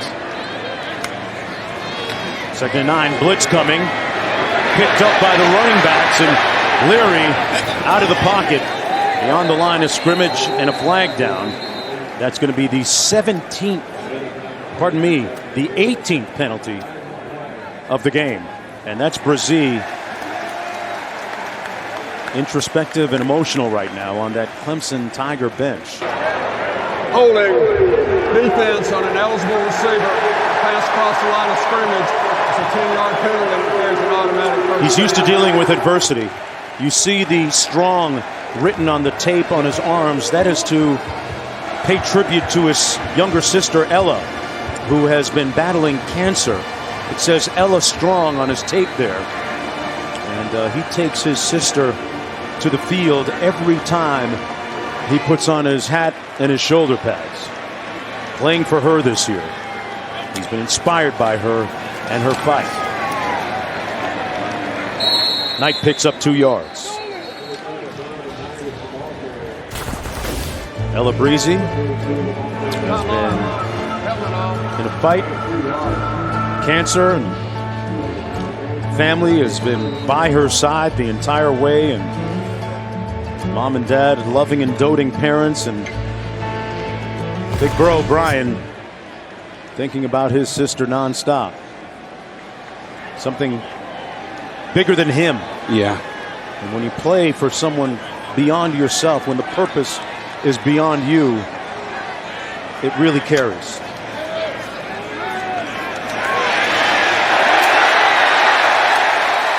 Knight close to the first down. A spirited run by Zonovan Knight. Got a good block up front too, Robert, from Bryson Spees to gain 8. You kind of feel like NC State is wearing down Clemson right now, right? They've had a couple injuries. Their defense has been on the field for an extremely long time. Maybe they're starting to wear them down, and maybe they start putting some points on the board here in the third and the fourth quarter. Would have never thought I'd hear you say that at this point of the game this afternoon. Wearing down Clemson's defense. Wow. I think part of it is because of the injuries, but also they are just effectively moving the ball down the field, taking what they're giving them. 9th play of the North Carolina State drive. Off the play fake. Touchdown! Carter with the catch.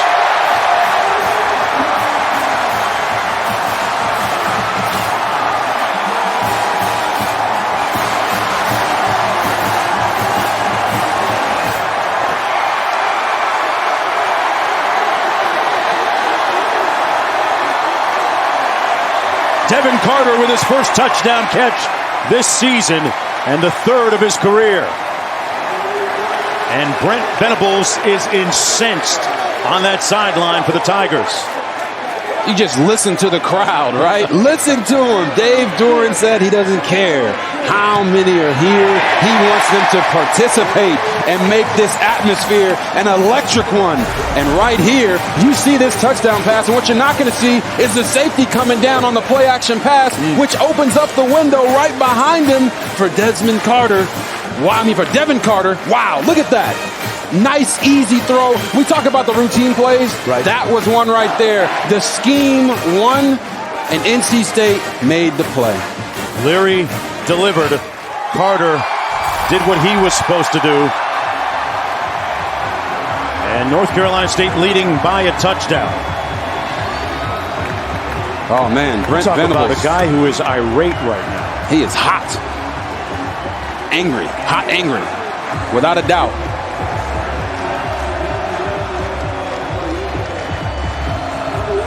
Carter-Finley is popping right now.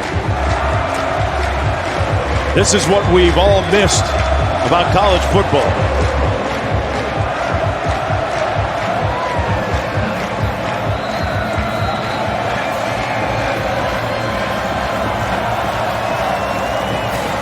The party just got started here in Carter-Finley Stadium. 5:10 to go in the third quarter.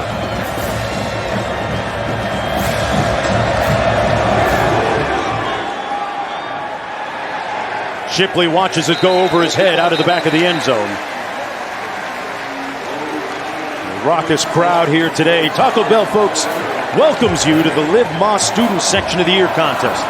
Use hashtag Student Section Sauce to get the committee's attention and go to ESPN.com/Taco Bell to see how your school can compete. Strength in numbers. Strength in the pack. The pack seemingly galvanized right now.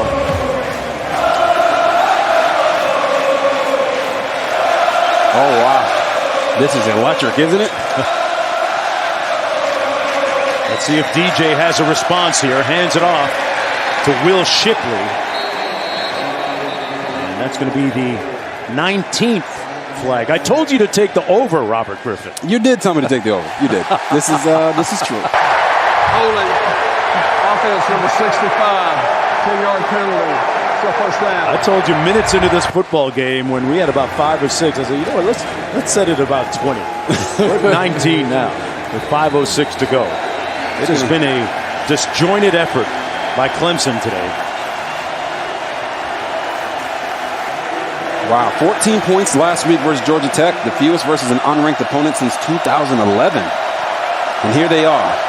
Well, the alarms have been off and going off all week. 5 on the play clock. Uiagalelei. And a great open field tackle by Isaiah Moore, who's given him more. We talked to Brent Venables, right? That's Clemson's defensive coordinator, and he talked about fighting for every patch of grass. But guess what? NC State is doing that right now. Isaiah Moore with the ankle tackle there. That if he didn't make that tackle, Will Shipley might still be running. They are fighting for every blade of grass, and you can see it. Tony Gibson is calling a beautiful game. 2nd and 21.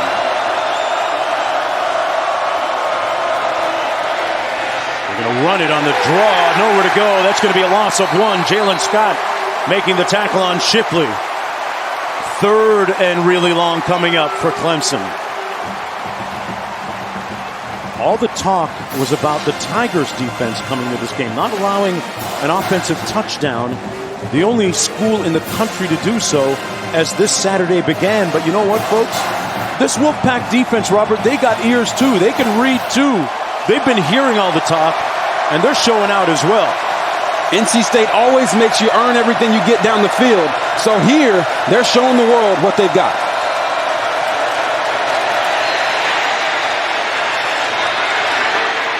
DJ brought down at the 27, short of the first by Isaiah Moore. And a 3 and out again for the Tigers, despite the 13-yard gain by Uiagalelei. At some point, Clemson has to take the training wheels off of DJ Uyunglele in this offense. They're going to have to throw the ball. They're not running the ball effectively. They're getting behind on the sticks. They're going to have to open up and push the ball down the field. Spires to Thomas. Calls for the fair catch. At about the 23-yard line, where it'll be first down and 10. And now for today's Aflac trivia question. Aflac. All right, Mr. Duck. When was the last time Duke, East Carolina, North Carolina, NC State, and Wake Forest all won a game on the same day? What? Come on, man. Now, how y'all gonna give me that question? Last week you give me a good one. You get that one right. You're gonna ask me to pick a certain date? This ain't Jeopardy, man. Come on, man. I'm trying to keep the streak going here. Yeah. You might have said the answer without even knowing it. I'm just gonna say that. Nobody up here on Google either. I'm not on Google. I'm not on Google. When do I have to answer that? We got a time limit coming up. We got a time limit? Maybe on the other side of the next commercial. No. It's okay. I'm gonna take a guess. Since y'all gonna make it the hardest question of all time and say it's right there in it, and it was last week. Okay. We'll find out. Let me Google the actual date. We'll find out after the next play. Devin Leary, September 18th. looking at first and 10 from the 14. There's that stretch play. Person couldn't get to the edge. Let's revisit that question, the Aflac trivia question. When was the last time those schools that we mentioned? Aflac. Mr. Duck? So I'm going to say it's last week, which was September 18th, because this is way too hard of a question. There we go. Look at that. Look at that. It's way too hard of a question. You paid attention in Come school. on, man. So it was September 14th, 1865. There you go. And another flag, number 20. That was our Aflac trivia question. Aflac. I thought that was a pretty good impersonation. I'm not going to lie. Tell you what, Brett Venables. Offside. Defense number 8. 5-yard penalty. Venables, one of the highest paid coordinators in college football. And his defense, we talk about all the injuries they've endured, the infirmities, and the things they've had to endure. They've still only given up 14 points. But right now, the offense is still stuck in neutral. 2nd and 3 for the Wolfpack. This is Person Jr. Stopped up after a gain of about 1. Under 2 minutes to go here in the third quarter. I was going to say, do you know when the last date was that all those teams won on the same day before that date? Now see, that's the Aflac bonus trivia question, and I'm not ready for that. I would guess in the 60s, maybe somewhere. It was exactly October 4th, 1994. 94. October 1st, 1994. So I just pulled that one out of the... Yeah, your search engine. I'm search engine, Google. 3rd and 2. Yeah, that guy was sitting next to me during tests. 3rd and 2, over the middle, complete. Ricky Person picks up the first down. He was singled out for his great blocking last week. This time doing a nice job in the receiving game, picks up 5. Clemson brings a little pressure, but no one's in the middle of the field, and that's what happens when you bring pressure. Sometimes you leave zones wide open. Leary finds it. NC State moves the chains. Under a minute to go, 47 seconds in the third quarter.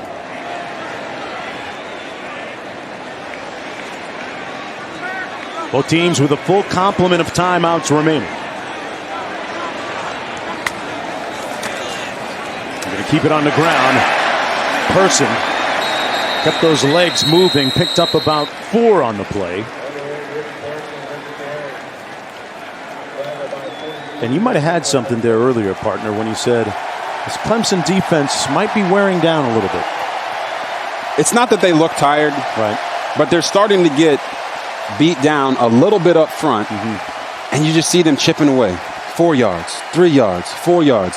Puts them in a bad situation on third downs to get off the field. And NC State is not only eating up time off the clock, they're ruining Clemson's chances of winning or being in the national championship race. Clemson has been the bane of North Carolina State's existence over the last 8 meetings, but they're hoping to end that streak here this afternoon. The emotion palpable and tangible.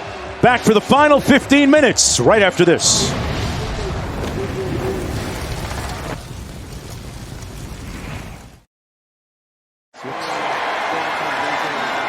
Back to the action, back to the start of the fourth quarter. Leary gets it out quick, complete to Porter Rooks, the true freshman. Guy they're looking to get the ball to a little bit more, has great speed. Look at this right here. Just the play count from the first half and the second half. NC State is dominating. They have more than double the plays of Clemson, and it's because Clemson's defense has not been able to get off the field. So when we talk about them being worn down, it's because they're out there constantly having to tackle. NC State is putting together long drives, and although they've only come away with 7 points, they are still staying on the field, and it's going to pay dividends here in the fourth quarter. Trying to stay on the field here, 3rd and 2. Messi in motion. They're going to get stopped up short of the first down. Good surge on that left defensive front, for the Clemson Tigers. There are a couple of guys that got there to impede that progress. Rubin was the first one to get there for Clemson, and it's 4th and short. Clemson finally had a havoc play right there with their defensive line playing in the backfield beyond the line of scrimmage to come up with a big stop. We knew they needed that, and now on offense, they've got to unleash the dragon and let DJ do his thing. Trenton Gill with his 6th punt. Fair catch called back at the 20-yard line by Will Taylor. 44-yard punt. Nothing on the return. A busy Saturday afternoon in college football. We'll have a studio update on the other side of this as DJ tries to spin when we come back.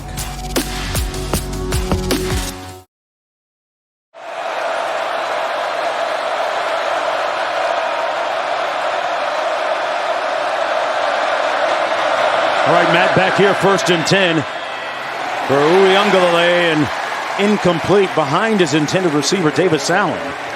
It'll be 2nd down and 10. What do they have to do, Robert, to find some kind of offensive rhythm at this point? Right now, I want them to just open it up and allow DJ. You got to sink or swim with your quarterback as they go wildcat right here. I just want him to throw the ball, give him an opportunity to make plays and or make mistakes, whatever it is. They need something to spark this offense. Will Taylor taking the snap here from center. And he hands it off to Will Shipley, a seemingly harmless play. Shipley. Well, tonight, 2 title fights in the return of Nick Diaz to the Octagon, taking on former champ Ruthless Robbie Lawler. Highlight UFC 266 stack card. The prelims on ESPN News, Deportes, and Plus, starting at 8 Eastern, 5 Pacific, followed by main card on pay-per-view. To order in English and Spanish, go to espnplus.com/PPV. 3rd and 9.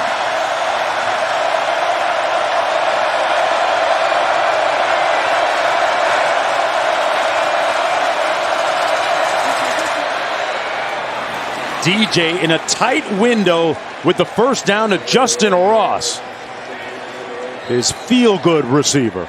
Maybe that's the play that gets him going, right? Justin Ross, this guy's a baller. You got to get the ball in his hands. And DJ Uiagalelei stood in there against the pressure, made a nice throw. Let's see if they can keep that rolling. Only their 6th first down of the ball game. Their 6th. Shipley in space, and that's his longest run of the afternoon. Brought down by Pitts, and a gain of 15 for Will Shipley. And look at that. Finally, we got some life from this Clemson offense. Will Shipley, juking and jiving, going through the middle of the field. Let's go. First down and 10. Allen in motion, now sets. Uiagalelei gets it out to Ross on the edge, and pushed out of bounds at about the 43-yard line by Battle. Shaheem Battle got him right away pretty much to limit the game to 9. This is who we've been looking for out of Clemson all day, right? These Clemson wide receivers are talented, long, speedy guys. Get the ball in their hands. Let them go out there and make plays. Allow DJ Uiagalelei to make quick decisions instead of just holding onto the ball, doing drop-back passes. High expectations for DJ. He pulls it out. And he's going to run with it. Got the first down and then some. All the way inside the 10, down to the 5. His hat comes off, so he'll have to come off the field for a play. Harris made a touchdown-saving tackle on the 37-yard run. So we're probably looking at Taishan Humanchan coming into the ball game. DJ, right? He goes to pass, sees a crease, and takes off. This is what we want to see. We want to see him use his legs. This DJ's playing the music right now. They'll have to come out for that one play. Humanchan in the shotgun. Allen in motion. Gonna hand it off. Touchdown, Shipley! And the Tigers finally get into the end zone. And they do it with DJ watching from the sidelines. It's been that type of a strange, head-scratching afternoon. For Shipley, it's his 5th touchdown of the season. And they're a point away from tying it up. It's the first time we've seen Will Shipley, this guy that has played great all year for them, really get out into the open field and make some cuts and not get hit behind the line of scrimmage. But they don't get down there without the decision-making and the feet of DJ Uiagalelei. And we are knotted at 14. Will Shipley, a 5-star recruit from the Charlotte area, finds the end zone. A lot of McCaffrey comparisons to that young man. Back with more after this.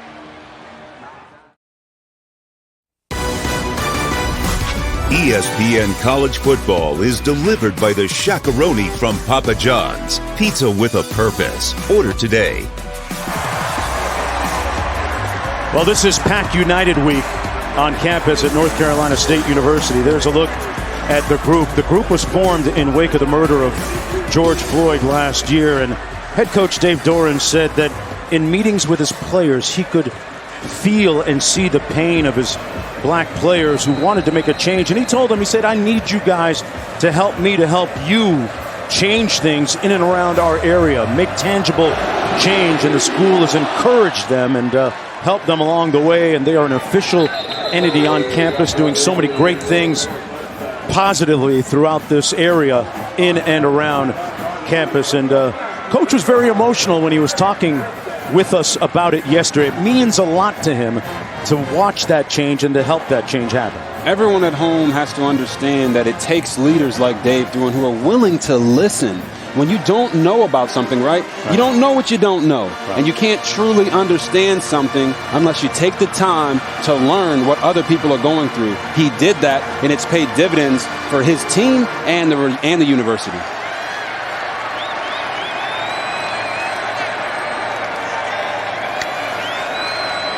Knight in the backfield, trips, gains about a yard. Let's go back to the studio.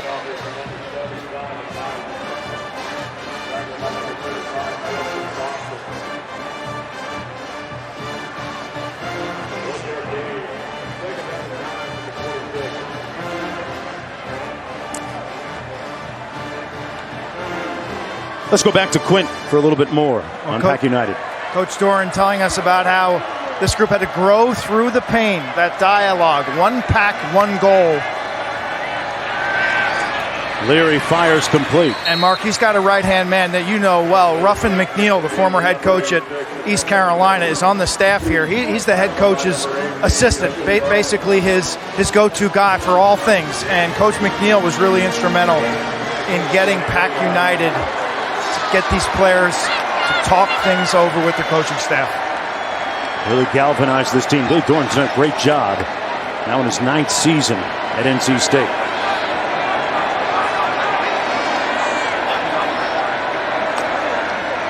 Blitz coming by the Tigers. Complete over the middle to number 29, Tootle, who picks up the first down and lets everybody know about it. Picks up 11 on the play. Just another example of Devin Leary seeing the coverage, understanding that the pressure was coming. He had to get the ball out. And the one place that Clemson has not been able to cover all day, middle of the field. Wide open, Tootle, first down. Coach Tim Beck said he's got to do what we coach him to do and not overthink it. 9:10 to go. Hands it off. There's the stretch play. Got a crease. Person. Going person to person. Face to face. And a first down for the Wolfpack. He picked up 22. Look at the hole here that the offensive line builds for Ricky Person Jr. And they make it look like poetry in motion out there, man. Wow. Who wants to tackle that guy for 4 straight quarters? Clearly, nobody. 222 pounds with a head of steam. Person and Knight, a top combination throughout the country. Keep in mind, if you're just joining us, James Skalski, the leader of that Tiger defense, out with an injury, as is their defensive lineman, Brian Brzee. Little screen out of the backfield, complete to Thomas, and a flag down. Looks like this one's going to be a hold. And Mezzi was in the area. Holding, offense number 86, 10-yard penalty, still first down. It's only the 22nd penalty today, Robert Griffin. Only the 22nd. And here's the holding call. Oh, right there. Just stays locked in on him. He's just got to let him go right there at the point of attack. The offensive guy's already passed. That's not a problem. And you talked about James Skalski. Well, guess what? His mom calls him Jamie, so I'm going to call him Jamie. There you go. There he is right there. They're missing him right now. The biggest cheerleader that they've got. 8 minutes to go in the fourth quarter. And this pivotal battle in the ACC Atlantic Division. Wolfpack call a timeout. They've got 2 left when we come back to Carter-Finley.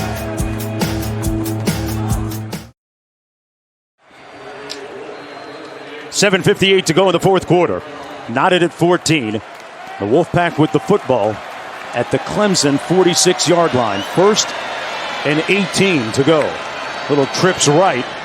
They run the screen back in the other direction. Nobody fooled on that Tiger defense. Spector there to blow it up. As we approach the bottom of the hour here, let's take a look at today's game track delivered by Papa John's. 9-14, some of the cogent and pertinent numbers on the afternoon. 15 total yards in the third quarter. Clemson, the last drive, they had 80 here in this fourth period. Showing signs of life. Battered and bruised defensively. Losing a couple of key players.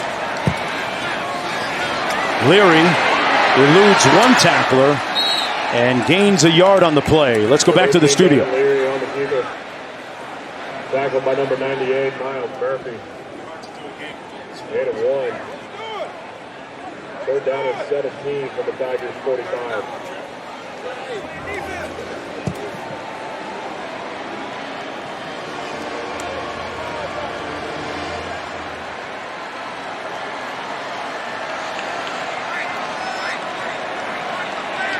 All right, back here you look at Brzee without his equipment on, without his hat and his shoulder pads, and limping. Suffered that left leg injury. 7:05 to go. Leary on 3rd and long. Gets it away.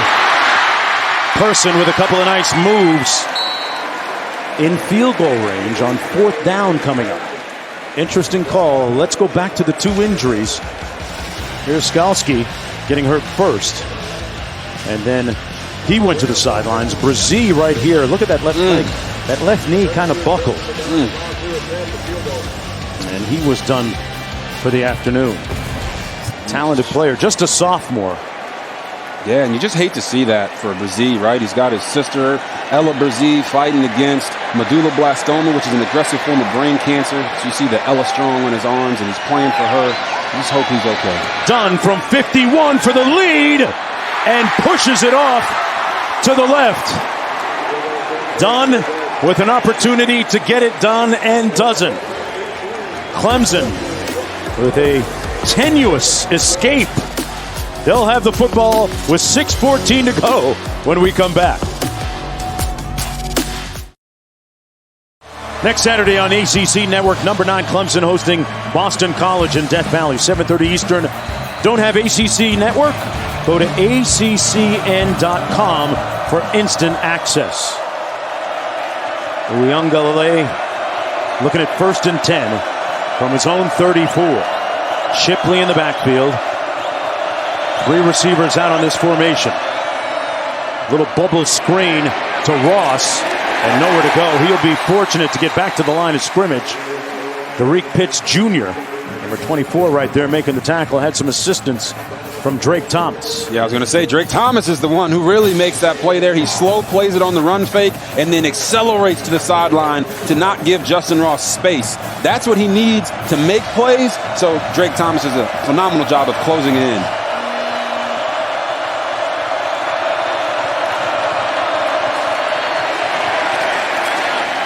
Shipley will get about 3. It'll be 3rd down and long. What do you like moving ahead as we got some guys getting reacquainted here and got a... Yeah, I was going to say, what I know that Dave Duran wants is this crowd to be electric and loud to make Clemson not be able to operate as an offense. But once again, their best player on the field is the guy throwing the ball in DJ Uiagalelei, and the best catcher is Justin Ross. Find a way to get the ball to Justin Ross. DJ made a big play with his legs, 37 yards on a run on the last drive. Got happy feet here, gets rid of it. Incomplete. 4th and 8, no flags on the play. Intended for Brandon Galloway. And a 3 and out again for Clemson. And far too many of those for offensive coordinator Tony Elliott here this afternoon. Thomas back on his own 20 for this punt. So that has to be either the 8th or 9th 3 and out. It's just not how you win football games, man. Fair catch called at the 23, where it'll be 1st and 10 from there for Leary after the 41-yard punt. Devin Leary hasn't played a lot of football. 3 games this year, 4 last year before his injury.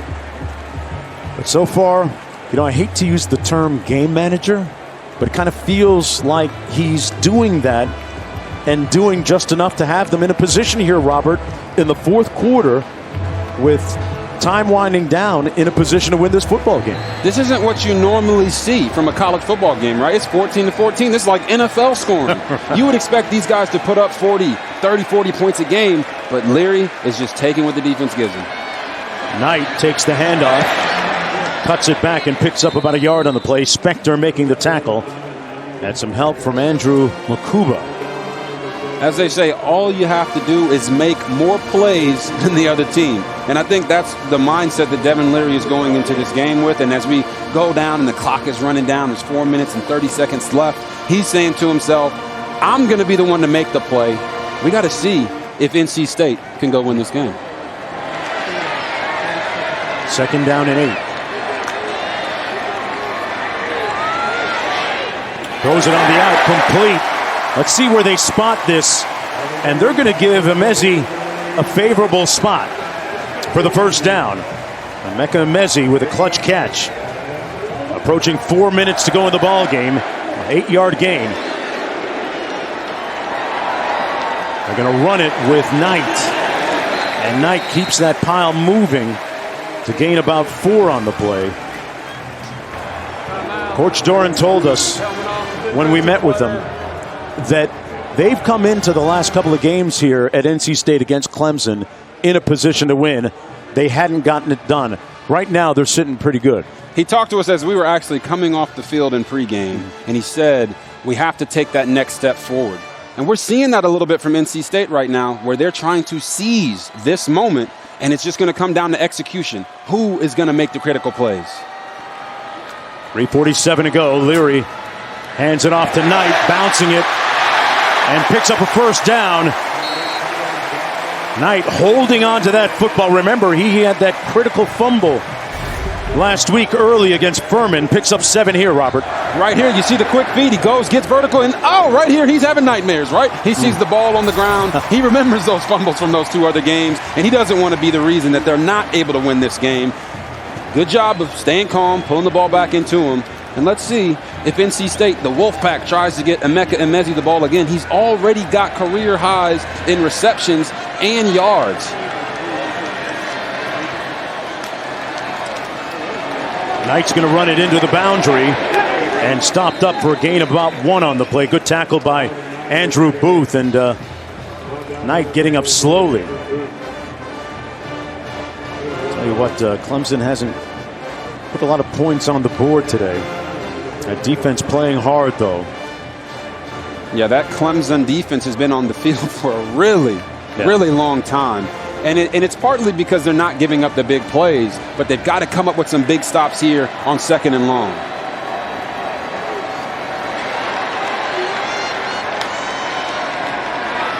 Leary gets it out quickly, complete. That's number 88, Devin Carter. And Carter about 4 yards shy of the first down. Sheridan Jones making the tackle. 3rd down coming up. You talk about that game manager tag, and that right there is the simple play, right? They give him free access, he takes the hitch. But guess what? It puts him in a great 3rd down position here. 3rd and 3, their entire playbook is open. They can run whatever they want. Now I'm going to see where they line up Emeka Emezi, because that's the guy who's been their go-to player all game long. Let's keep an eye on number 86, see where he lines up. Oh, he's not on the field this time. They might be going to a heavy-set run or trying to hit Devin Carter right here. There it is. They pass complete for the first down. Penix with his first touch of the ball game. Trent Penix moves the sticks with 1:42 to go. What a call by Tim Beck, the offensive coordinator there, Robert. Tim Beck, right? He confused everybody. We're thinking he's going to throw it to Emeka Emezi, and what does he do? He takes him off the field, doesn't give the defense a key, and moves the pocket and gives Devin Leary an opportunity to use his legs and drop a nice little easy pass to Mr. Penix for the first down. Picked up 11 on the play. He didn't want just attendance from these folks, the head coach, Dave Doran. He wanted participation. Shirts off, waving their shirts in the air. Wave it around like a helicopter. That's what they do in North Carolina. Look at this scene. This is what we've been missing from college football. Woo! I don't even know if they know where they're at.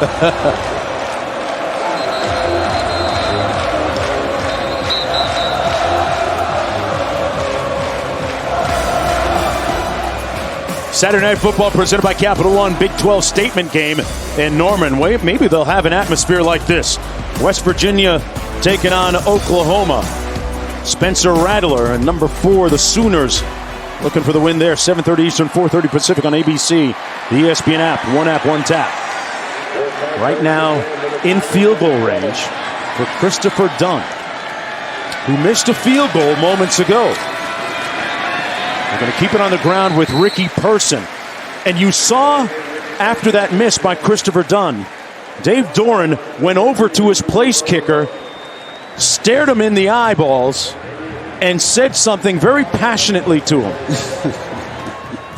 You definitely don't want to lose your kicker after he's missed 2 today from 53 and 51, but you got to let him know, hey, man, we need you. We need you to be ready, because you could be the reason that everybody's excited after this game. Toss to the wide side of the field. It's Person trying to get to the edge, brought down at about the 30-yard line by Spector. Clemson, keep in mind, has 2 timeouts remaining. Under a minute to go, 55 seconds and counting. North Carolina State has lost 15 of the last 16 to Dabo Swinney and the Clemson Tigers. They've lost the last 8 in a row. But for NC State, today's game is all about opportunity and a chance to take that next step. And you see right here, right? Christopher Dunn. Oh, he misses one because he's just a little wide left and a little short. Comes back. They're going to need him to make a kick here, possibly to win the game. And here's the scene we were talking about a moment ago.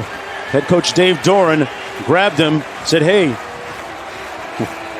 I'm guessing he said, hey, we're going to need you again. Yeah, he definitely gave him some superlatives for sure. But without a doubt, he told him, you're better than that. We know we can rely on you, and we're going to need you to win this game. And shoot, maybe they'll be filling Hillsborough Street again like they do during Packapalooza here at NC State. You never know. Boy, what a textile bowl this game has been. Low scoring, but competitive. 40 seconds to go. North Carolina State looking for a win here in their conference opener, and Dunn getting some love and support from his teammates on the sidelines there. 3rd and 3. Guessing they might run it to the middle of the field here. And look at that. Spector might have jumped offside. Or was there movement against NC State? Well, it wasn't the defender over the tackle. Offside. Yeah, that was Spector, like I said. Dabo is jumping mad this time. I can tell you, Dabo is usually a pretty high-energy guy, happy-go-lucky, positive, but I understand why he's upset right here. Balen Spector definitely tried to draw the offensive lineman off sides with the hard count, but he wasn't the guy over the tackle who ended up pointing at him, and usually in those situations, they won't give it to him. See, because the tackle is the one that points and comes off of Balen Spector, no one's expecting that to be called on Clemson. They keep it on the ground again. Person picks up about 2 with 30 seconds to play. Look at Swinney's reaction. He thought it was against North Carolina State. He knows the rules, right? He's telling the ref, man, hey, that's not the right guy. That guy can't be the one to come off and point at him and false start. And we got a timeout called by Clemson. They've got 1 remaining. This would be the first win for North Carolina State under Coach Doran against a top 10 team. The last time they defeated a top 10 team, you'd have to go back to 2012. Last time Clemson lost to an unranked team, 2017. So an opportunity to rewrite a little bit of history here and trending for North Carolina State. And there's Christopher Dunn. Jonesy, I'm actually trying to remember, when's the last time that Clemson has lost 2 games in September? Wow. They're not there yet. Different times. But their defense is going to have to step up big for them here. Maybe give them some time to go score on offense, and at the very least, push them even further back from an easy chip shot field goal. Well, Skalski, the guy that saved the touchdown last week against Georgia Tech, is not in the football game right now. He's injured. He was their savior last week. And they run it straight ahead. Saying apparently hasn't been since 2014 that they lost 2 games in September. That's how dominant and what we have come to expect from Clemson when it means winning football games. And we get a timeout. Tied at 14. 9 seconds to go. Christopher Dunn, poised and ready, you would think, for his opportunity. With 9 seconds to go, he has a career long of 52. This should be an easy kick for him whenever it comes with 9 seconds to go, Robert. You say easy peasy lemon squeezy, but he's missed 2 kicks today, right? And this is not what we expected to see, right? From Clemson, number 9 in the country, trying to get things back on track, but NC State has had upset on their mind all day, and now it comes down to Christopher Dunn to get it done for the Pack.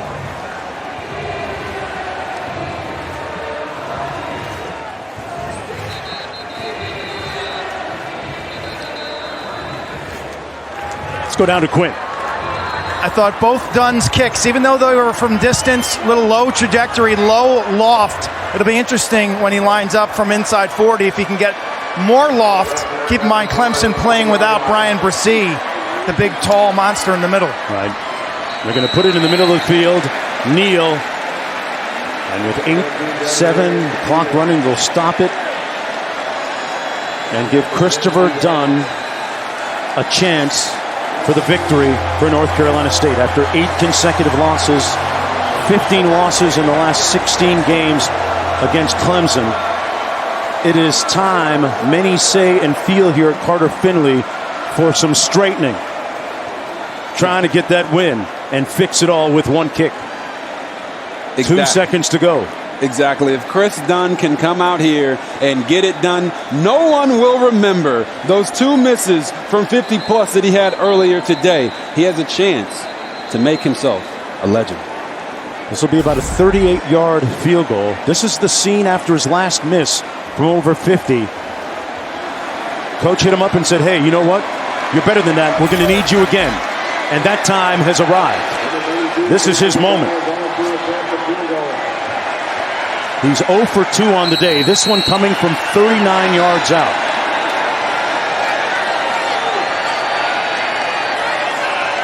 Dunn for the win. He missed it. Pulled it left again.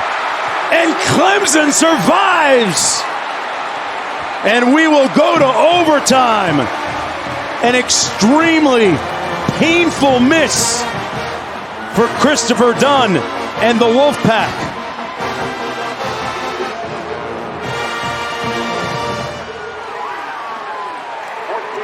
Deafening silence has fallen on Carter-Finley.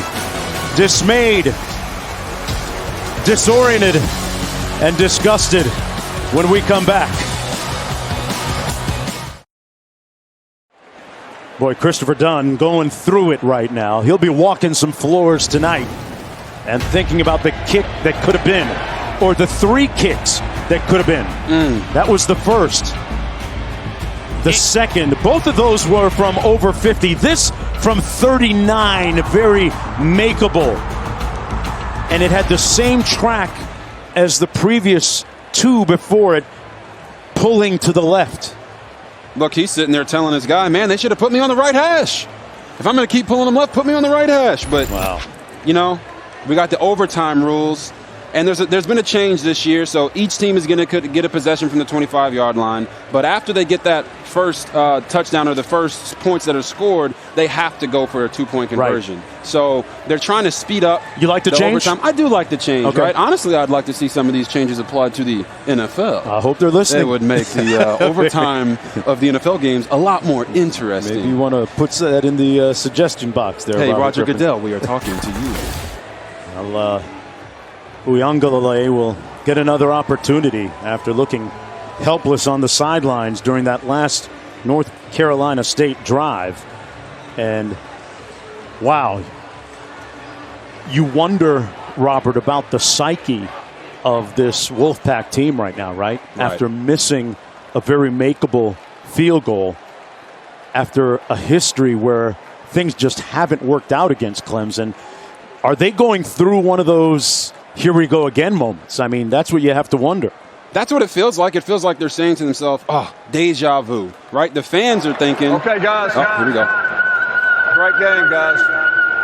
We're in overtime now. Here's the deal. Both teams have 1 timeout remaining. Both teams still have a challenge, okay? If we go to the second overtime, if you score a touchdown, you got to go for 2. If we go to the third overtime, that's when we start the alternating 2-point conversions, okay? All right, Clemson, you're the visiting team. You're going to make the call. Tails. You're calling tails. The helmet is heads. That is tails. We're going to let it hit the ground. You call tails. It's heads. You want defense first. North Carolina State wants to go on defense. Which end of the field? You want to play on this end? Okay. There. North Carolina State, you're back. This way, please. Clemson will have the ball, 1st and 10 at the 25-yard line. There you go. Clemson football to start things off. DJ Uiagalelei will get an opportunity first on the field. Just 14 points so far this game for Clemson. And it hasn't been the smoothest ride for them, but keep in mind that 137-yard run that he had, Robert, was maybe the most significant offensive play of the day for Clemson when DJ ran and set up that touchdown. Yeah, you see the graphic there, right? 2 touchdown drives to go for 160 yards, move the ball down the field, look like that explosive Clemson offense that we're used to seeing. Right. But their other 10 drives, only 24 yards. So here, if you're DJ Uiagalelei, you're saying, Tony Elliott, please let me make the plays, put the ball in my hands, and go out and lead your team to victory.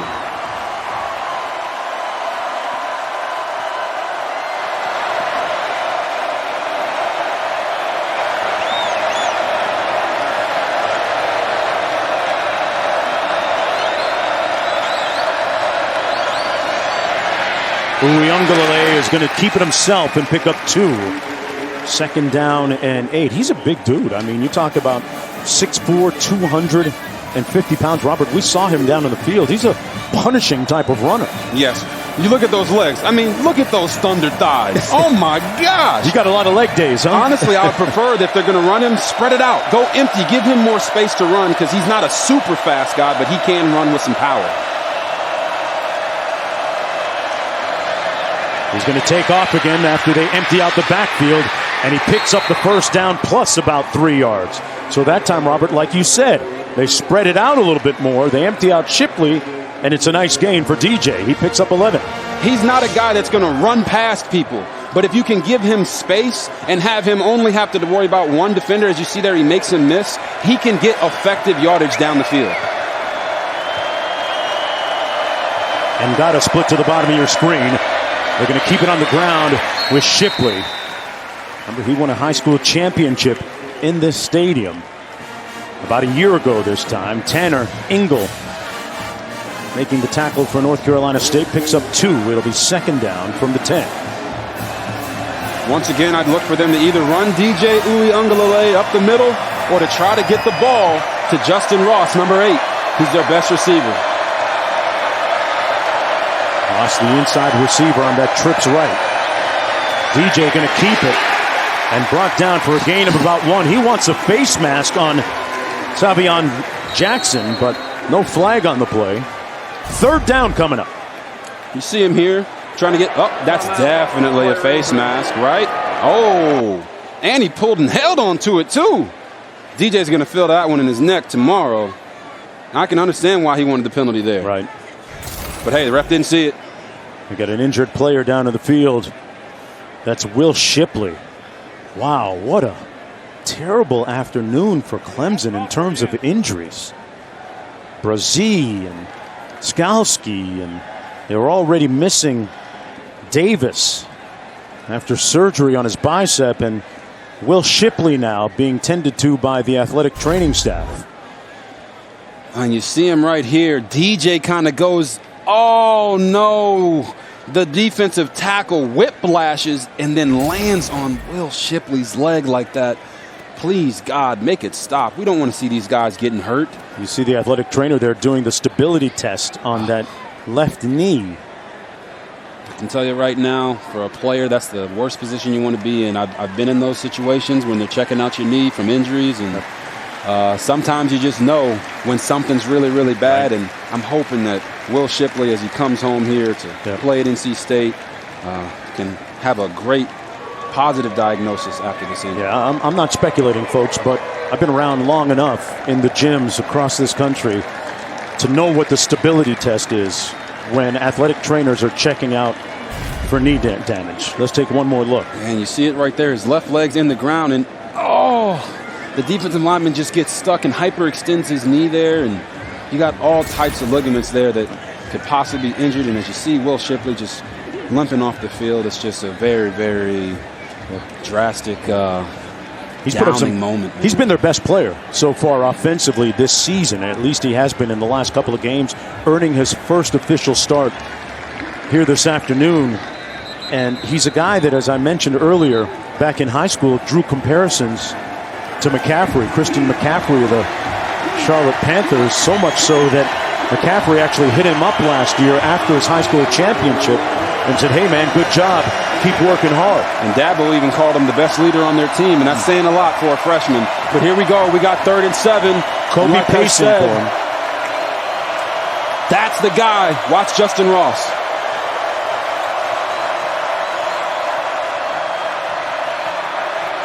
Uyunglele, touchdown Ross! As prescribed, Justin Ross, one of the great comeback stories in college football this year, missed all of last year because of spinal surgery and comes through with a big catch here. You see him here, he just runs up, steps on the toes of Tanner Engel, makes him think he's running a corner and takes it to the post. Wow, that's a big time play and a big time moment. 9-yard reception for the touchdown. Clemson goes up by 7.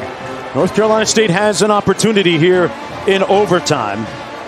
They've got to equalize to get it to the next round, the next period. And Justin Ross, man, he has been maybe the most inspiring player on that Clemson team.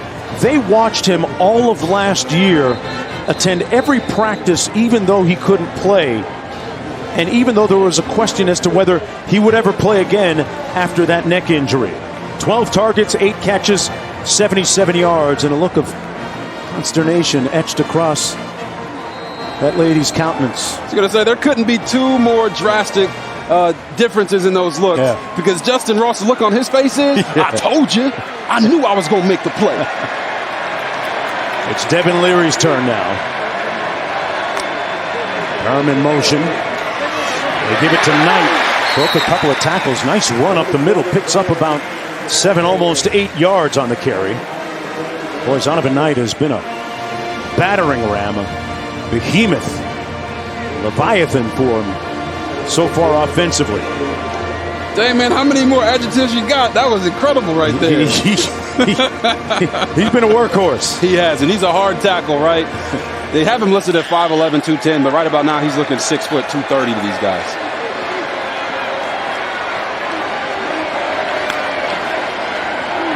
They give it to him again. Knight puts his hat down and picks up a first down for North Carolina State. Pounding away on that offensive line. And that offensive line, we haven't said much about them. They've done a nice job today, right, Robert? They are a physical athletic unit, right? You see number 79 right there. They call him Icky. He is an NFL-type player, and they have done a great job of really running the stretch zones, giving the running backs holes to get through. And we've seen NC State do this all the way down the field, but now it's just about getting into the end zone to stay in this game.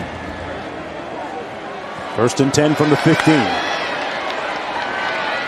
They give it to Knight again. Cuts it back and picks up close to 5 down to the 10.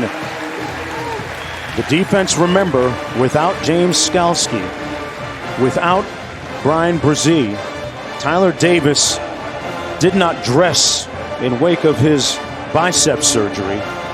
And Spector has picked up some of that load today. He has 18 tackles.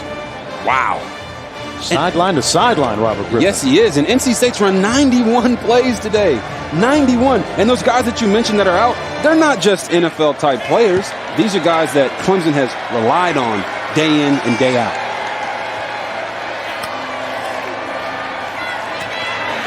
Leary, and Emezi brought down about 2 yards shy of that first down. So it sets up 3rd down and 2. Robert, what do you like here if you're North Carolina State? Emezi's been reliable. Knight has been reliable. Pretty flexible choices here, right? Don't overthink it. It's 3rd and 2. Run the ball twice. Okay, you've been able to run the ball against this Clemson front. Make them stop you running the ball. If you throw the ball here, you know you're going to have to go for it on 4th and 2, right? So just go ahead and run the ball, stack behind your offensive line. But if you do decide to throw it, I would love to see them work this one-on-one matchup to the boundary. They need to score a touchdown on this drive. They're going to pull it out into the end zone. Incomplete for Emezi. And there's a flag down. So hold on. There's a flag in the end zone. Holding defense on the 24. Gets an eligible receiver. Pass across the line. There's the one-on-one to the boundary that I was talking about. Automatic first down. There's a little bit of a tug on the shirt there by the cornerback, Jones. Wow. But hey, I don't know about that call. The ball didn't look like it was catchable, but hey, if you're a Wolfpack fan, you're very excited because guess what? They got a new set of downs, and they're still in this game. 1st and goal from just inside the 4. Zonovan Knight, the lone back. And it's Knight between the tackles, keeping those legs moving.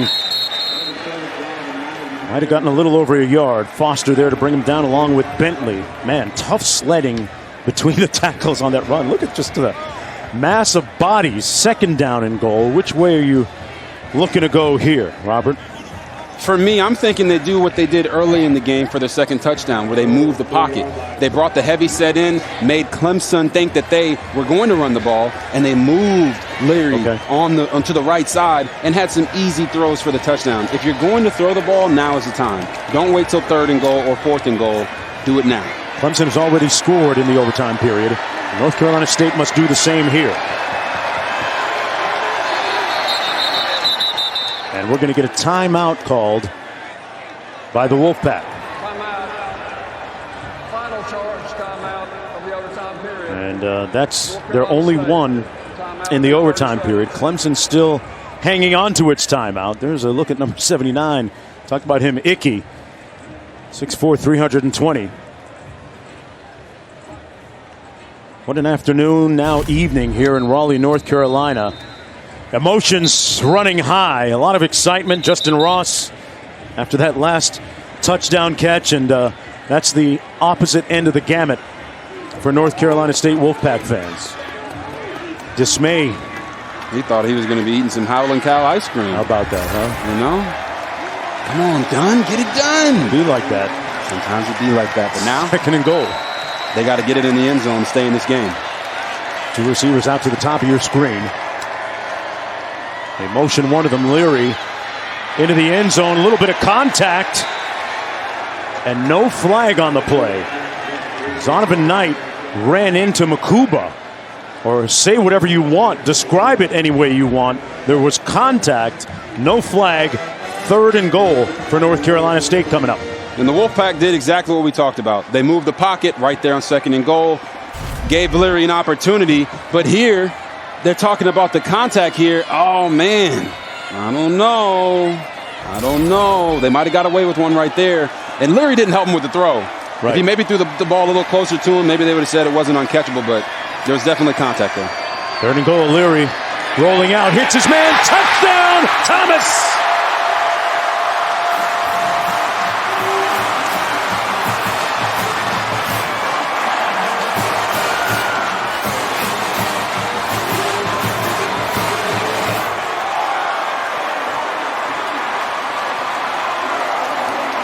With the extra point to follow.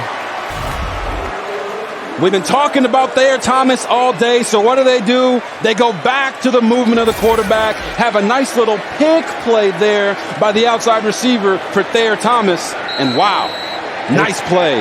Christopher Dunn is 0 for 3 on his field goal attempts today. Does he still have his head or not? Oh, there's part of the answer. He ties it at 21. And all is well again at Carter-Finley until the next overtime round.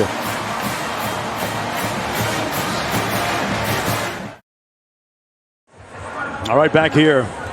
Clemson with a timeout remaining. North Carolina State has used their one. Dave Doran's team has had opportunities, had a chance to win it on a 39-yard field goal at the end of regulation with 2 seconds to go. But Christopher Dunn pulled it left, but found a measure of atonement just a few moments ago and knocking through the extra point to tie this game at 21. Remember, in the second overtime period with a rule change, teams must go for the 2-point conversion. Leary hands it off to Person. And Person picks up about 3 on the play. Person and Knight have done a nice job carrying that football. Just grinding it out on the ground. Knight 6'1", 222. Pardon me, Person 6'1", 222. Knight, a nice compliment at 5'11", 210. Can you imagine how tired Clemson's defense has to be? Right? They've been on the field for almost 100 plays. How do you spell ice bath after the game? 2nd and 7, Leary has tons of time into the end zone. Caught! Miraculously, Carter!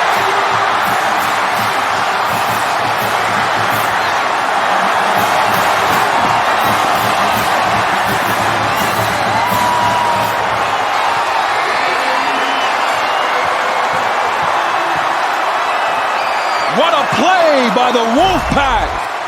Here, you're going to watch this catch. Oh, look, he gets it in the breadbasket, gets both feet in and holds on. We can talk about Devin Leary in the throw all day, but Devin Carter, wow, that's a special play he just made in a critical moment. Got to go for 2 here. They're going to take a look at it. 22-yard reception. He contorts his body in full flight, Robert. You talk about flexibility at that speed to make that grab. Unbelievable. His ability to keep his eyes on the ball as he brought his shoulders back. Oh, man. Don't underestimate that. That was a special play right there by Devin Carter, number 88. Woo! This is exciting. Dave Doran told us we're going to have to make the ordinary plays, but also we must. It's paramount to make the extraordinary plays, the extraordinary plays, the super plays. And this is one of them by Carter. Here it is again. They run the fake screen and go. They've been running screens all day. Clemson's like, oh my gosh, we got to stop it. And then what do? They run the go pattern, and he makes a phenomenal adjustment to the back end zone. Man, oh man. That was easy like Sunday morning. Well, the extra point still to come. They're reviewing that last catch. After further review, the ruling on the field is confirmed. It's a touchdown. They've adjudicated it and called it good. Christopher Dunn now in. No, he's not coming in. They've got to go for 2. That's the rule change this year. The second overtime. I was going to say, the Wolfpack might be happy that they don't have to bring Christopher Dunn back out there to kick another field goal, man. Let's see what they elect to do. The nose of the ball at the 3-yard line. Ricky Person in the backfield to the right of Devin Leary.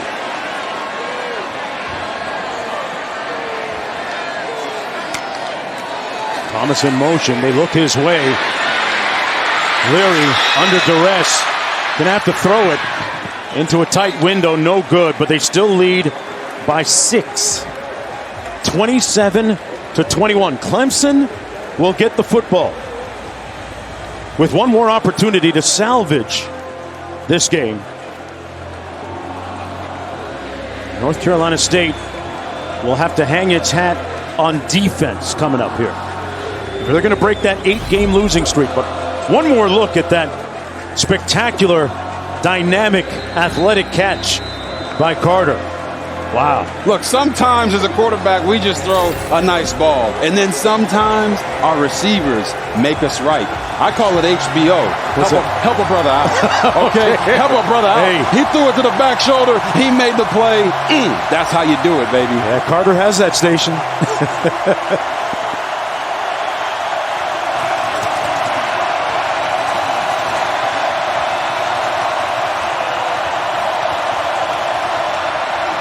DJ, little out and up, downfield, incomplete. Ross couldn't squeeze it. It appeared as if he had it until he made contact with the ground. That was almost an identical throw and catch. And on one side, you see NC State make the play. And on the other, you see Justin Ross, their best receiver, make the adjustment. And as he's going to the ground, drop the ball. Wow. Man, that is a big-time mishap right there. Kobe Pace in the backfield.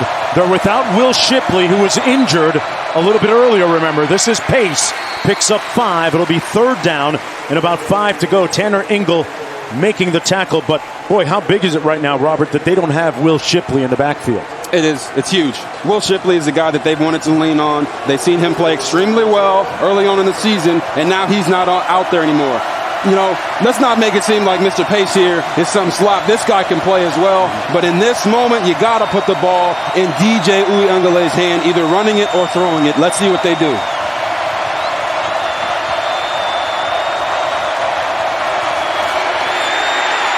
Thought he was going to run with it into the end zone and incomplete. 4th down coming up for the ball game. Drake Thomas with good pressure on Uyunglele. 4th down coming up. All right, Tony Elliott.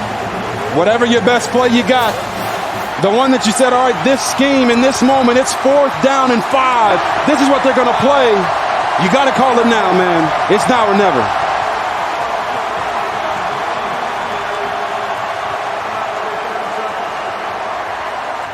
What a difference a season makes for the Clemson Tigers. No Trevor Lawrence, no ETN. This next group facing an uphill climb. This is what the scoring has looked like on the afternoon and now into the evening. Clemson struck first. North Carolina State came back with a couple of touchdowns, and then Shipley, who's no longer in the ball game, with that one, and then Ross with the touchdown catch. And into overtime we went. And Carter with some downfield pyrotechnics, some fireworks on that spectacular grab. It's 27-21. The gold standard in the ACC over the last several years right now, on the brink, hanging tenuously by a thread. Clemson down by 6.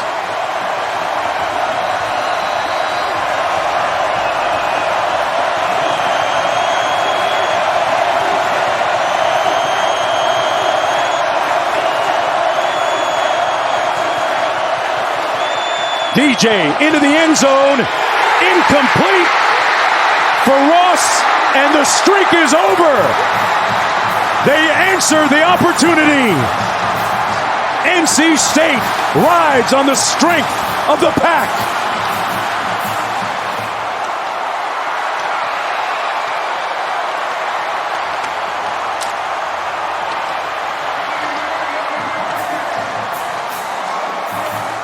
Oh my, they're going to be eating Howlin' Cow ice cream tonight, baby. Oh, watch out for Hillsborough Street. Woo! The Wolfpack come away with the massive upset.